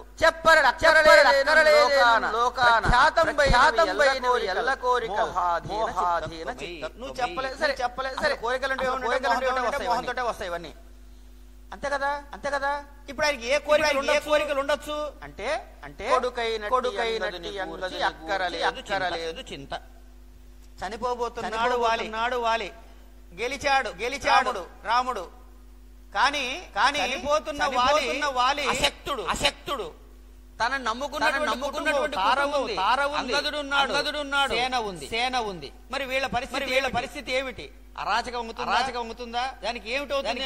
చింతన ఉంటుంది. దాన్ని చేయలేని అశక్తత ఉంటుంది. కనుక రాముడు ఎత్తుకోవడమే ముందు ఆ అంశాల మీద మాట్లాడటాన్ని మొదలెట్టాడు.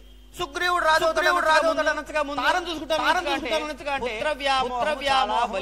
బలీయమైనది. ముందు పుత్రుడు గురించి చెప్పాడు.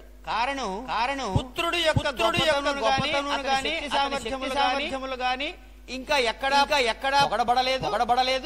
తార యొక్క తెలివితేటలు చెప్పబడ్డాయి. వాడి గురించి అందుకని కొడుకైనట్టు చింత. నేరడు రాపిడి చందకు చేతకాని వాడు పిల్లవాడు మనసులో ఏం కష్టం పెట్టుకోకు. సూర్యసూతికి అడుగడి మమకారము. వాడు మన కొడుకే చెప్పి వాడి మీద ప్రేమే ఉంది. భయం అక్కర్లే. అతని మీద ప్రేముడి గలదు. చాలా ప్రేమ ఉంది వాడి మీద. ఎందు నీ ముడులు పోవునే రక్తపు స్పర్శయున్నచో. అయ్యా ప్రేమలు ఎక్కడ రక్త సంబంధీకులు. అందుకే ఇంగ్లీష్ లో వాటర్ అని చెప్పంటారు. అంటే ఎంత లేదన్నా అవసర సమయానికి వచ్చేటప్పటికి సంబంధీకుల వైరభావం నశించిపోతుంది అని అన్నయన్న విరోధం అన్న కొడుకుల పడిచున్న జగతి. అన్నలంటే గొడవే. అన్నలతో ఎప్పుడు అన్న కొడుకులు మీ అబ్బాయి గురించి అన్నయన్న విరోధం పడిచున్నదయ్య జగతి. అంగములను ప్రాణగ్రస్తమయ్యున్నది సమభిషముగాదే అని చెప్పి అంగదునకు ప్రేమతో అతని యువరాజు చేస్తాడు అని చెప్తాడు. మరి అనుమానము లేదు. అసలు ఇంత కూడా పెట్టుకోవద్దు అని చెప్పి ఆవిడ గురించి అవుతాడు. రాముడు విన్నాడు తార గురించి అనుమానం పెట్టుకోకలేదని చెప్తూ నీ దశ కూడా గౌరవములేక పల్కడొక సూడును తీర్చుడు పెట్టిన తర్వాత బట్టి వచింతును. ఆవిడ ఎట్లాంటిదంటే జరగనున్న రాజ్యమందు పెట్టుకోకు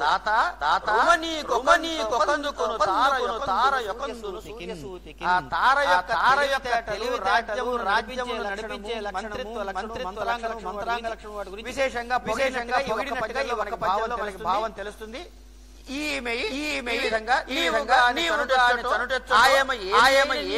నీకేమి సరే నువ్వు ఎట్టగో పోతున్నావు. నీకు ఎందుకయ్యా? నీ మాన నువ్వు బోక. మనుష్య జాతి బుద్ధి మీరు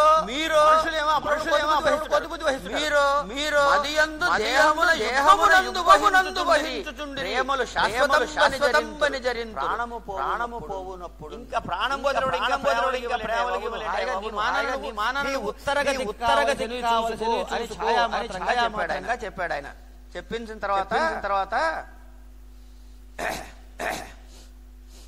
రఘురామ శాంతకామ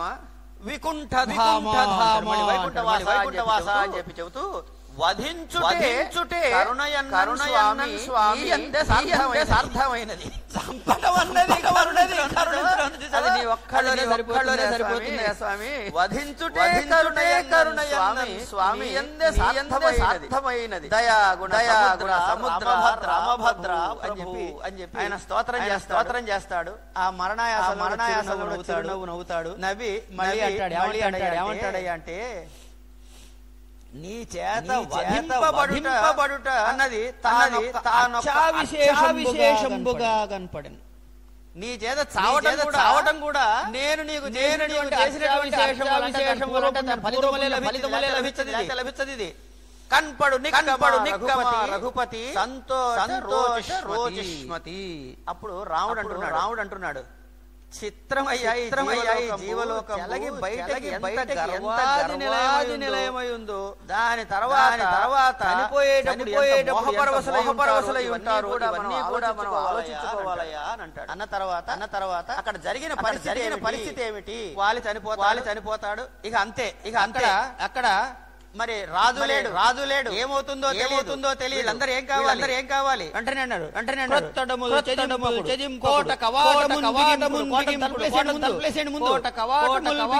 బిగింపుడు వృత్తిని గోట మీద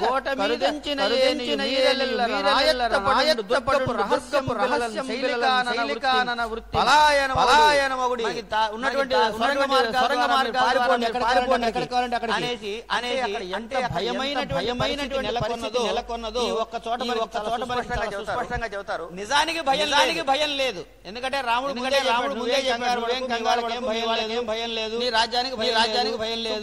సుగ్రీవుడు అవుతాడు, అంగదుడు యువరాజు అవుతాడు. తారని జాగ్రత్తగా చూసుకుంటాడు.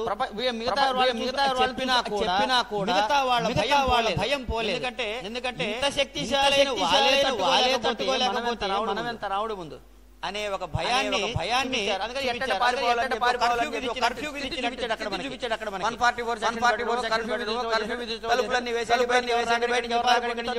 తత్తుకోండి అని పెడుతున్నారు వాళ్ళు. ఇలా పెడుతున్నా సరే అంత కట్టడి చేసినా సరే ఇవేమీ పట్టించుకోకుండా తార తన హితుడైనటువంటి చూడటానికి వచ్చేసింది.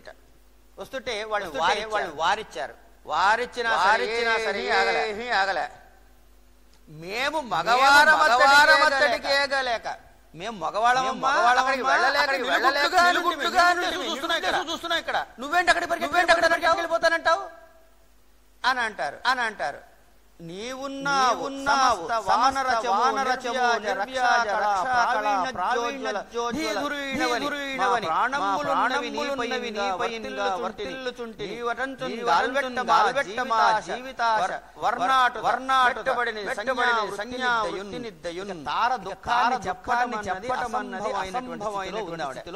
ఎంత ఏడుపులంటే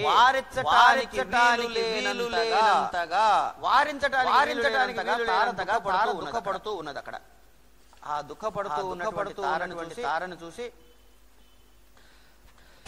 ప్రియ సహచర వియోగాగ్నిభీత చలిత ఆవిడ మొదటిసారి పడి ఉన్నటువంటి కాలేదు వాలి పడి ఉన్నటువంటి వాలిని చూసి ఏడుస్తూ ఉన్నది. ఎట్లా ఉన్నది అంటే అలా ఊగిసలాడుతూ ఉన్నది ఆవిడ. ఒక్క విసురైన పడును ఏ చిన్నగా పడిపోతే అంత విహ్వలయ్యి ఉన్నది అక్కడ తార. ఆ సందర్భంలో నేల మీద పడిపోయి ఉన్నటువంటి వాలిని చూసి అంచేత అక్కడి నుంచి వాళ్ళందరినీ దాటి రాముడిని వాలి పడును తోటి పోయింది. పెట్టుకుని నెత్తిని నోరు పెట్టుకొని వెళ్ళొద్దని చెప్పి అయినా పోయావు అన్న చక్కటి తెలియని పద్యంలో ఇరికిస్తారు. పెద్దవాళ్ళు ఏమంటారంటే తెలుగు గాని నుడికారాలు గాని సరిగ్గా గనక ఎవరికైనా తెలియకపోతే వాళ్ళకి సగం కల్పవృక్షం అర్థం కాదన్నారు. తెలుగు గాని తెలుగు నుడికారాలు గాని అర్థం కాకపోతే ఇది ఒకటి. అట్లాగే వీటిని అర్థం చేసుకోవడానికి ఏం కావాలంటే మెత్తనైనటువంటి మనసు కావాలి, సమాజము పైన సమదృష్టి కావాలి, ప్రకృతి పరిశీలనము కావాలి. అప్పుడే అర్థమవుతుంది. ఎందుకంటే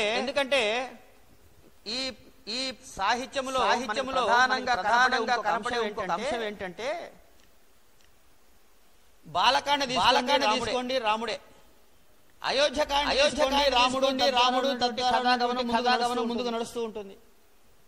అరణ్యకాండలో రాముడి ప్రాభవమే. సుందరకాండలో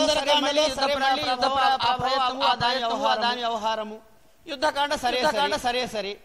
కిష్కింధకాండలో మాత్రము కథ కొంచెం కిందకి దిగినట్టు అనిపిస్తుంది. ఎందుకంటే రాముడి యొక్క ప్రకటము కన్నా వాలి సుగ్రీవుల యొక్క రక్షణ ఇత్యాదులే ఉంటాయి అక్కడ. 5 నెలల కాలం రామాయణంలో జరుగుతుంది కథ అంతా. మరి దీన్ని మిగతా నిలబెట్టాలని ఏం కావాలి? ప్రతిభ ఉండాలి, వ్యుత్పత్తి ఉండాలి. ప్రతిభ అంటే ఎంతవరకు చూపించాలి,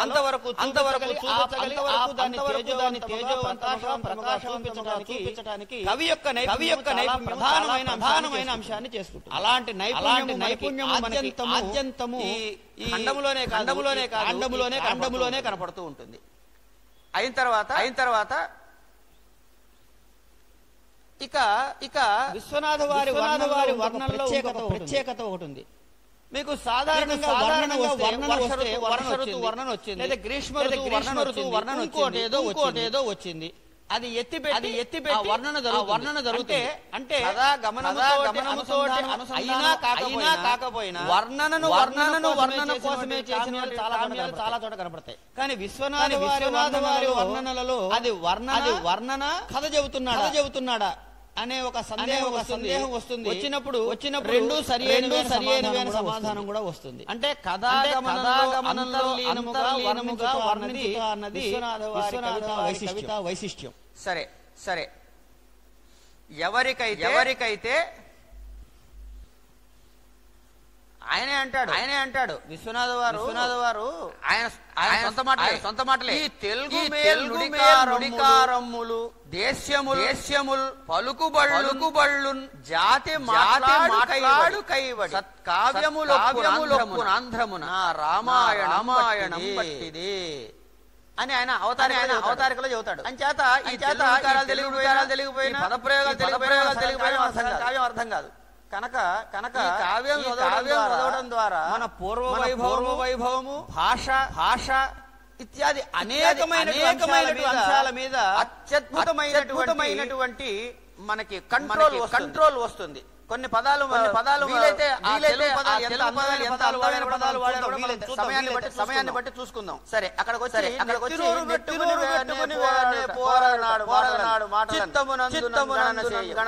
మాట ఒక్కడు వెళ్ళలేదు కదా అని చెప్పి అని కీశ చమూతతి.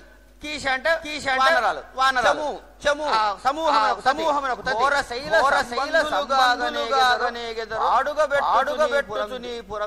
నువ్వు పోతే సమూహమంతా ఎక్కడికి పారిపోతారా? ఈ పురాణంతా పాడుపెట్టిపోతావా అని ఆమె రకరకాలుగా ఏడుస్తూ ఉంటుంది. గాలికి లేచిపోయినది గంధ గజోన్నత శౌర్య అని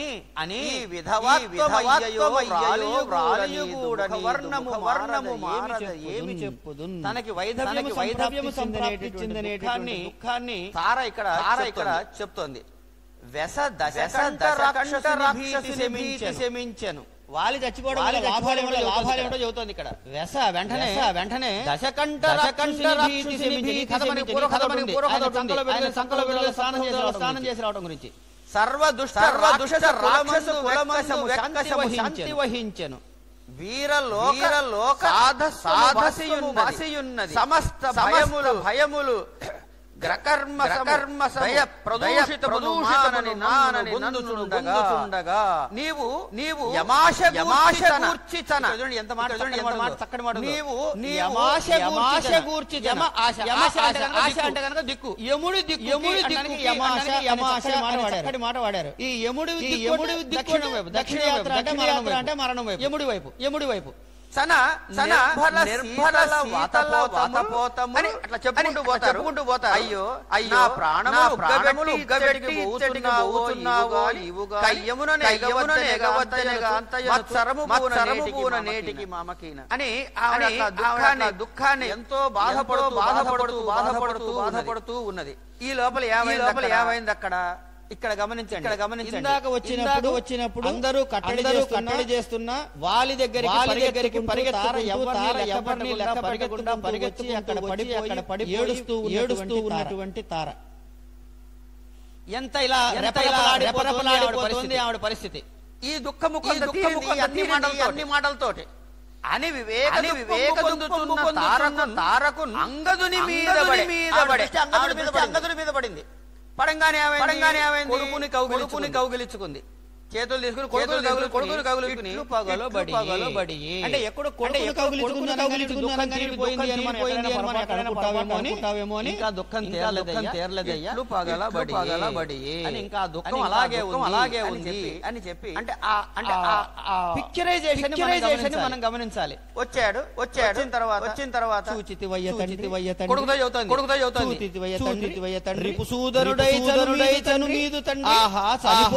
చదువుతుంది కదరా మన నోటను మూగొట్టి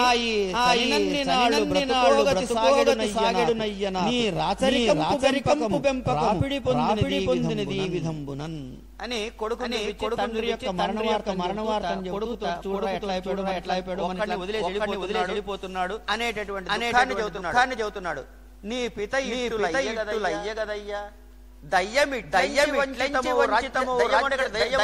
దైవము అని అంతేకాని దైవమున వికృతి శబ్దము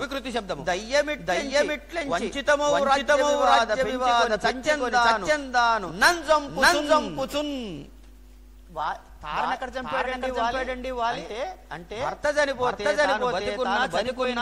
సమానము అనే భావముతోటి మాట మాట్లాడింది. లేనిపోని వైర్యాన్ని పెంచుకుని దైవీ ఘటనగా దైవడం వల్ల తాను చచ్చాడు నన్ను కూడా చంపాడు అనంది అని ఆ వాలి యొక్క మరణాన్ని మాట్లాడుతూ ఇక్కడ చూడండి ఒక అద్భుతమైన ప్రయోగము. వాలిని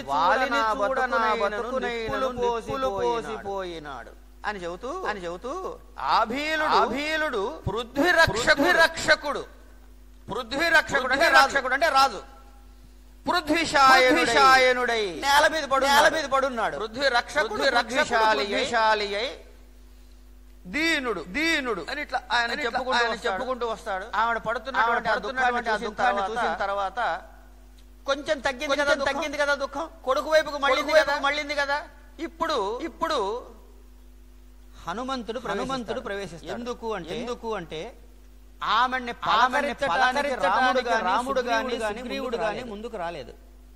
ఒక విధంగా ఇబ్బంది పడుతున్నారు. హనుమంతుడు అంటున్నాడు ఇక్కడ అతితర దుఃఖవేగ నిహతాత్మకు చాలా దుఃఖపడుతున్నాడు. నిజమే.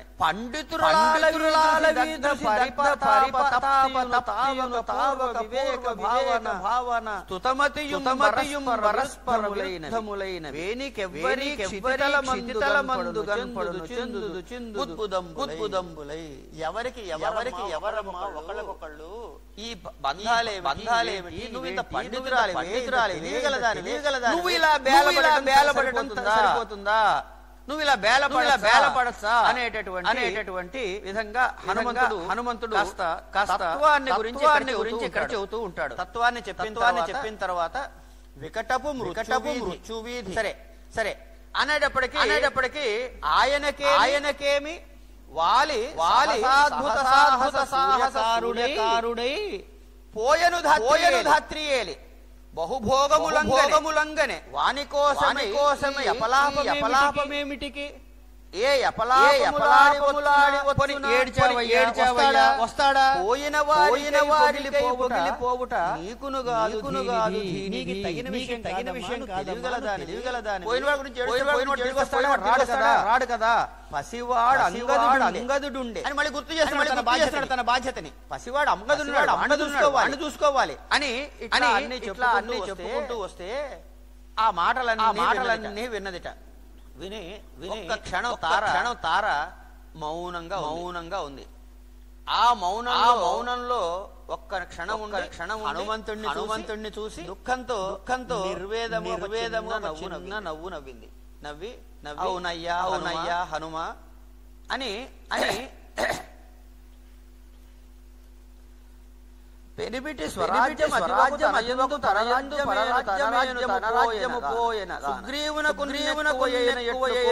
కోల్పొడుదానన్ ఒక 100 అంగదులు ఒక 100 అంగదులు పాపలేరు మహనీయమతి.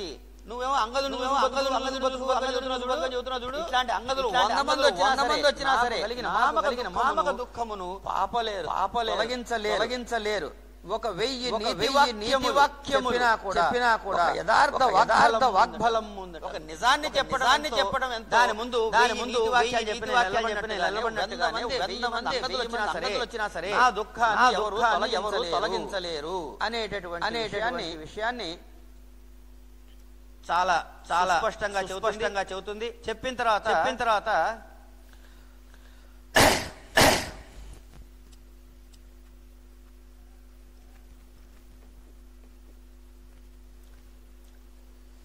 ఇలా ఆవిడ చేస్తూ ఆ వాలి నెమ్మదిగా సుగ్రీవుని పిలుస్తాడు. సుగ్రీవుని పిలిచి చేసన్నతో అంటే సైగ చేసి సుగ్రీవుని చేరం పిలుస్తాడు. నిజముగా అన్న ప్రేమ అయిపోయింది. మరణాంతాని వైరాని సావుతోటి అన్ని వైరాలు నశించిపోతాయి.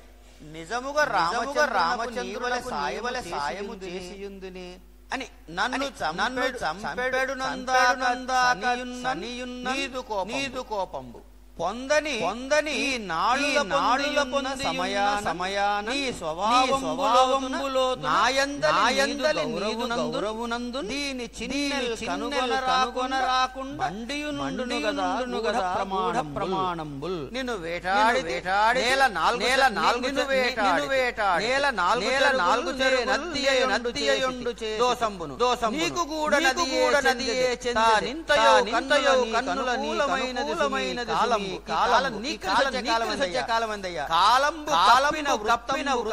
కనపడు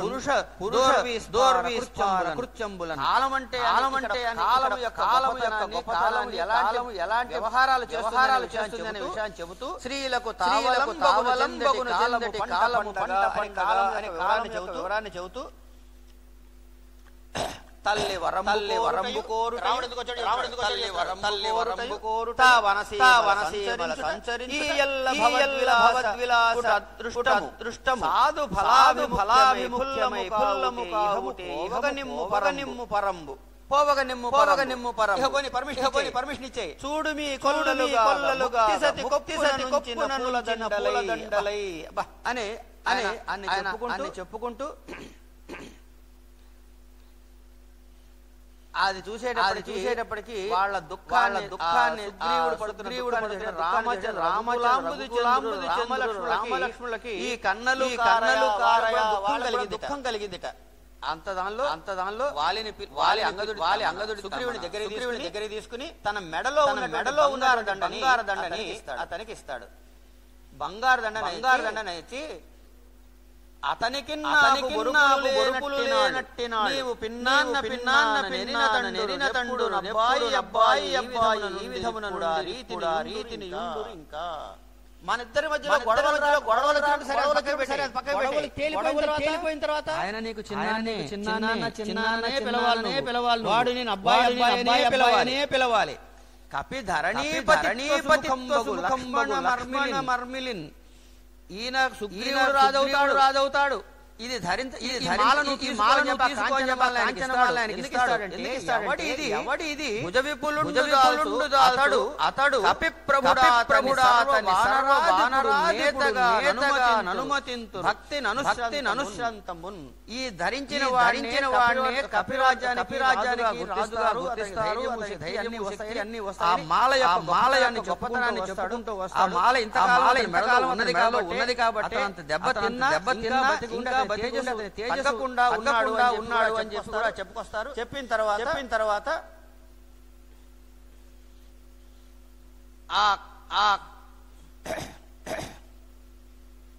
చాలా సేపు మాట్లాడాడు. ఇక ఎవరికి వాళ్ళకి ఆయాసపడి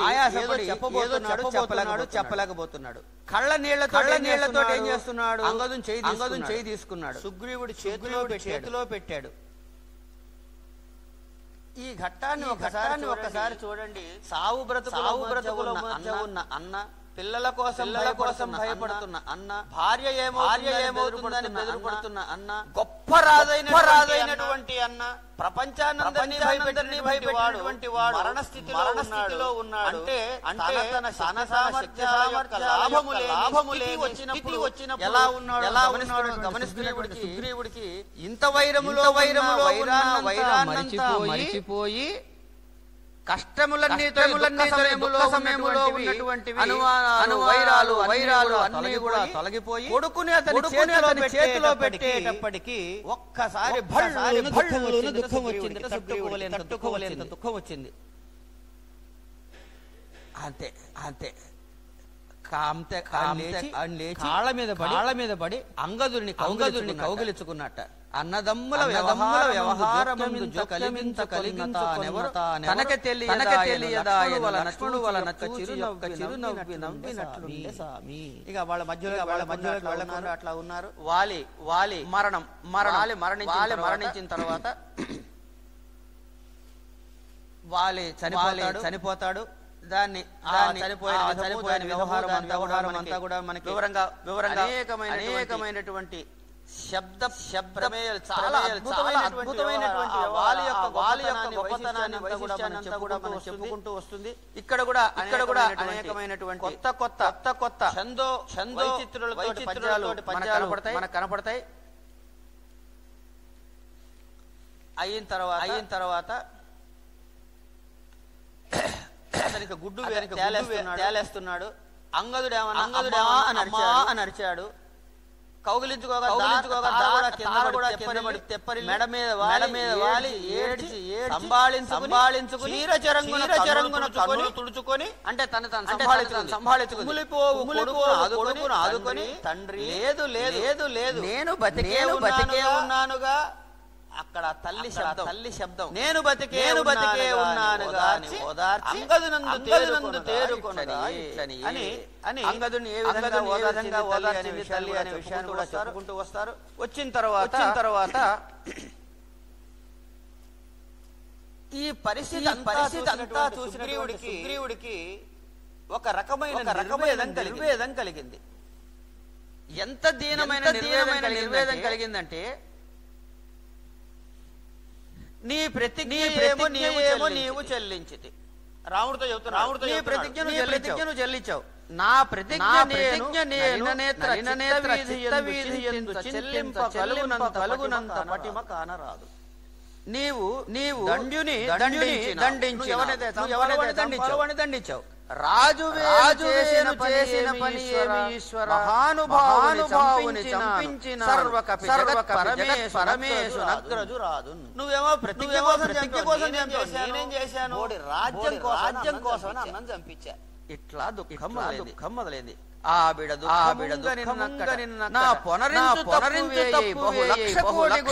గుణమై కనిపించాడు. నేను చేసినటువంటి తప్పు ఎంత పెద్దగా కనపడుతుందో చూడండి. నాకు అప్పుడేమన్నా ఆవేశం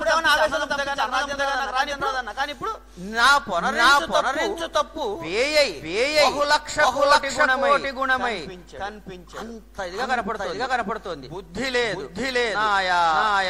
అవరంబు చేత చాలా నీచమైన పని. అని అని నాకు రాజ్యము పాడు ప్రభు, రాజ్యం వద్దయ్యా రాముడా. నా మిత్రమా రామ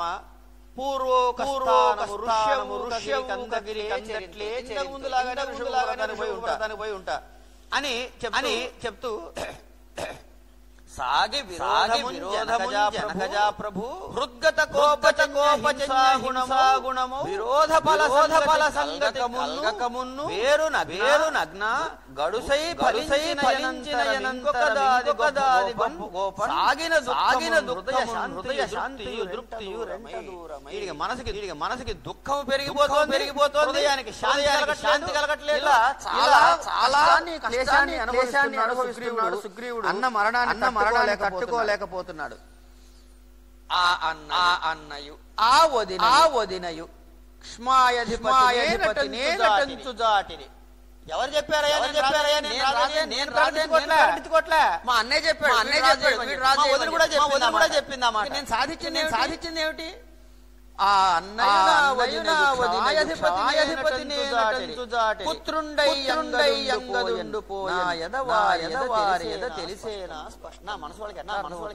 నేను చేసినటువంటి ఎట్లా తొలగుతుంది అని ఇక్కడ ఒక చక్కటి పద్యం చెబుతున్నారు. ఇంటిలో చీమలు ఎక్కువగా ఉంటే ఇంట్లో చీమలు ఎక్కువ ఎవడో ఏం చేసి అగ్ని తెచ్చి పెట్టాడు ఇంటికి. చీమల చంపడానికి ఇల్లు తగలెట్టుకున్నట్ట. అట్లా ఉందయా నా పరిలో చీమలు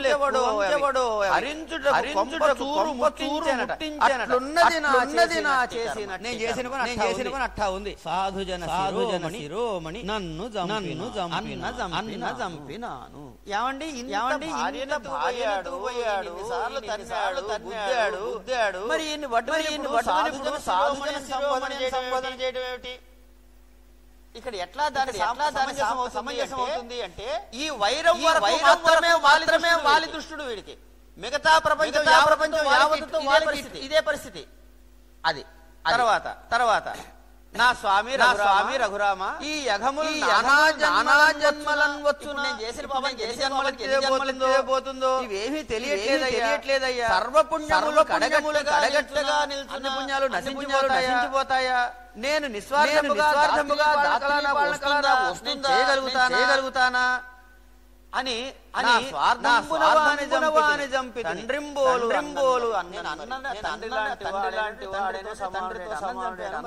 చేయగలుగుతానా అని దుఃఖాన్ని ప్రకటించిన తర్వాత రాముడు తారని అనునయిస్తాడు. అమ్మా ఇవన్నీ నువ్వు ఉండాలి.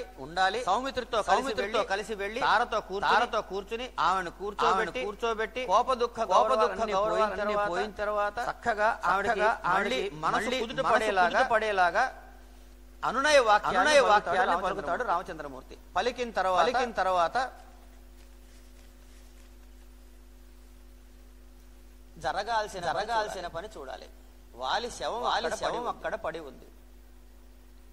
అంత్యక్రియలు చేస్తే ఉత్తరగతులు కలగవు అని అలా శవాన్ని అక్కడే పెట్టుకున్న తర్వాత ఏమిటి అని లక్ష్మణుడు తారుణ్ణి పిలుస్తాడు. పిలిచి ఊళ్ళోకి నగరంలోకి వెళ్ళి దానికి కావాల్సిన పదార్థాలన్నీ తీసుకుని ఈ ఆచారం ఏమిటో మాకు ఆచారం చేయాల్సిన పనులన్నీ చెయ్యండి అని చెప్పిన తర్వాత తాను వెళ్ళి ఆ ఏర్పాట్లని ఒక శిబికను తీసుకొస్తారు. అందులో ఆ వర్ణన విధానం ఏ విధంగా ఏర్పాటు చేస్తారు అవన్నీ చేస్తారు. అంగదుడు కూడా కర్మకాండని పూర్తి చేస్తాడు. చేసిన తర్వాత ఇక్కడ గమనించండి ఒక దుఃఖంతో ప్రారంభమైంది కదా. ఈ దుఃఖాన్ని ఎలా తట్టుకోగలుగుతుంది? ఆ దుఃఖం ఆమె ఉందా అంటే కొద్దిగా మారింది. తర్వాత మళ్ళీ ఓదార్పుతో మారింది. శోకం పెరిగింది. ఇక్కడ ముందు వెళ్తాడేమో అన్న తర్వాత యుద్ధం నేల కూలటం తర్వాత కొడుకును చూడటం భయం. క్షేమంగా లేదో అన్న ఏ విధంగా బతకగలుగుతోందన్న అన్ని భయాల్ని పోతూ చివరికి రాముడి యొక్క మాటలు విన్న తర్వాత తెప్పరిల్లి శాంతిని పొందింది. ఎవరు? ఎవరు అయితే చనిపోయినటువంటి వాలి శాంతిని పొందాడా అనంటే ఆయన అంత్యక్రియలు జరిగిన తర్వాత తాను ఆకాశ మార్గం నుంచి ఈ శబ్దం వినపడింది. అన్నట్లుగా ఏమిటి ఆనంద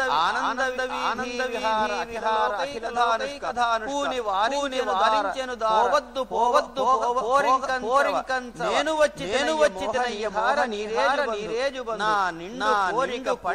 పండినది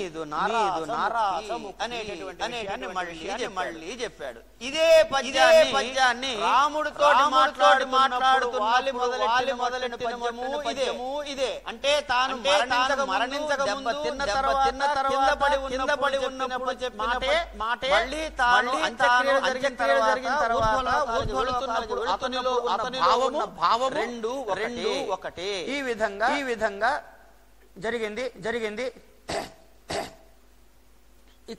ఇక ఈ ప్రకృతి వర్ణనలు ఇందులో అద్భుతంగా అలా కనపడతాయి. ఎంతంటే మామూలుగా పరిశీలన చేయనివాడు ప్రకృతితో తాను పరిశీలించని వాడు ఇంతటి అద్భుతమైనటువంటి వర్ణనలు చేయటము సాధ్యము కాని పని. రాముడు వరమిచ్చాడు, చంపుతానయ్యా వాలిని అని. మరి సుగ్రీవుడు అన్ని తిన్న తర్వాత ఎందుకు చంపాడు? మనకి పైకరబడే కారణం ఒకే రూపంలో ఉండటము వల్ల, ఇద్దరు ఒకే లక్షణ ఉండటం వల్ల, ఇద్దరు ఒకే రూపములో ఉండటం వల్ల, ఇద్దరు ఒకే లక్షణముగా ఉండటం వల్ల, ఇద్దరి తల్లిదండ్రులు వలన అది అలా పట్టుకుంటే అంటే మానవుడు సహజముగా సల్లక్షణములు గాని దుర్లక్షణములు గాని కలిగి ఉండటం సామాన్యం. తన శక్తిని తన గొప్పతనాన్ని తన బలిమి మాత్రమే నమ్ముకున్నవాడు పురుషకారాన్ని నమ్మాడంట. పురుషకారాన్ని నమ్మినవాడు వాలి. వాడికి దైవీ బలము ఎప్పుడైతే ఎదురు నిలుస్తుందో వాడి పురుషకారం అణిగిపోవాల్సి వాలి చెబుతాడు. మరి తన్నులెందుకు తిన్నాడయ్యా? రాముడు వచ్చాడు. మరి సుగ్రీవుడు ఎవరిని నమ్మాడు? పరమాత్మని నమ్మాడు. రాముని నమ్మినటువంటి సుగ్రీవుడికి ఈ కష్టం ఎందుకు వచ్చింది అంటే ముందు కాళ్ళతో అస్థిపంజరాన్ని ఒక పరీక్ష చేస్తున్నాడు స్వామిని. అవును కానీ ఒకసారి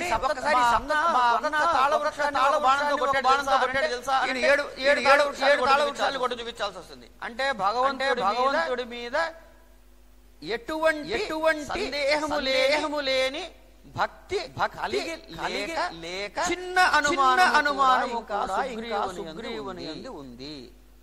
ఆ కారణముగా అనుభవించాల్సిన పరిస్థితి ఏర్పడింది. అంటే భగవంతుని నమ్మినవాడు సర్వస్య శరణాగతిని పొందితే ఎటువంటి క్లేశములు కలగవు అనేటటువంటి విషయాన్ని మనకి వ్యంగ్యీభావములో ఈ ఘట్టము ద్వారా మనకి పెద్దలు తెలియజేశారు.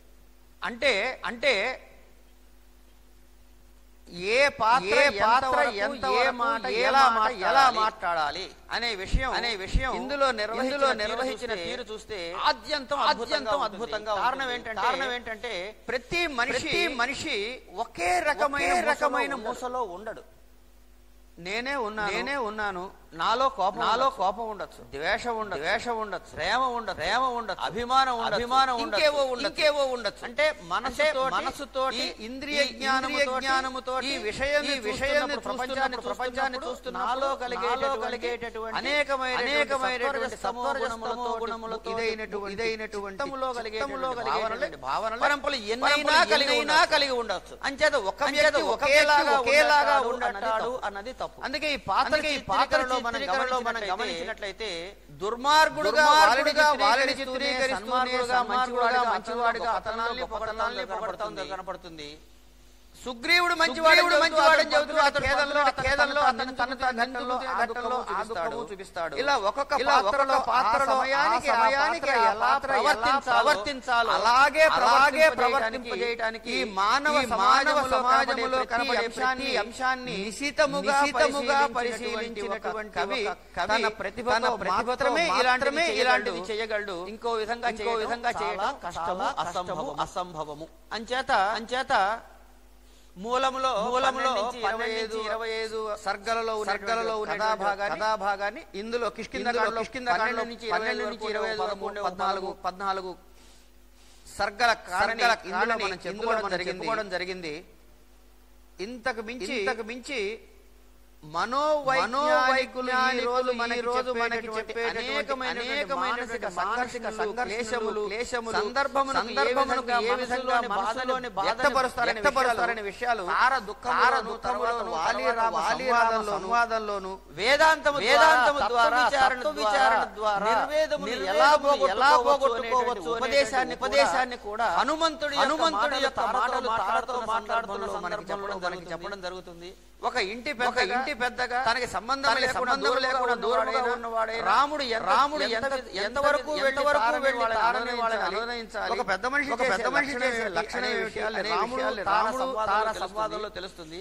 ఒక తల్లి తను పడుతున్న దుఃఖాన్ని అనుభవిస్తున్న దిగమింగు తన కొడుకు ఎలా బతుకుతుంది అనేటటువంటి ఒక విషయాన్ని చాలా హృదయముగా జరిగింది ఈ ఘట్టంలో. మళ్ళీ ఇలా ప్రతి పాత్రని ఒక ఉదాత్తమైన పాత్రగా చిత్రీకరిస్తూ ఏ పాత్రని మనం చూస్తుంటే అవును కదా పాత్ర నిజమే కదా అనేటటువంటి ఒక మనసులో పాఠకునికి కలిగే భావాన్ని రస సృష్టి చేయటం అద్భుతంగా సాగినటువంటి ఈ కిష్కింధకాండలో గజపుష్పి ఖండంలో నాకు తోచిన నాలుగు అవకాశం ఇచ్చినటువంటి పెద్దలందరికీ నమస్కారం చెబుతూ యథాశక్తి ఇక్కడ నేను చేసిన పని ఏమిటి అంటే నేను ఏం చెప్పానో నాకు తెలియదు, ఎందుకు చెప్పానో అంతకన్నా తెలియదు. కానీ ఇక్కడ 2 లక్షణాలు జరిగే అవకాశం విన్న వాళ్ళకి. ఒకటి బాగా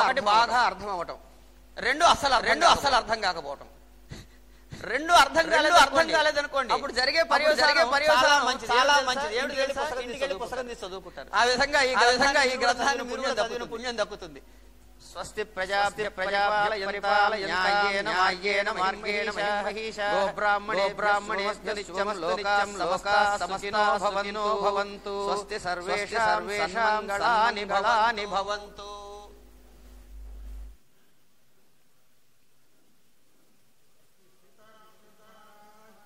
జై జై.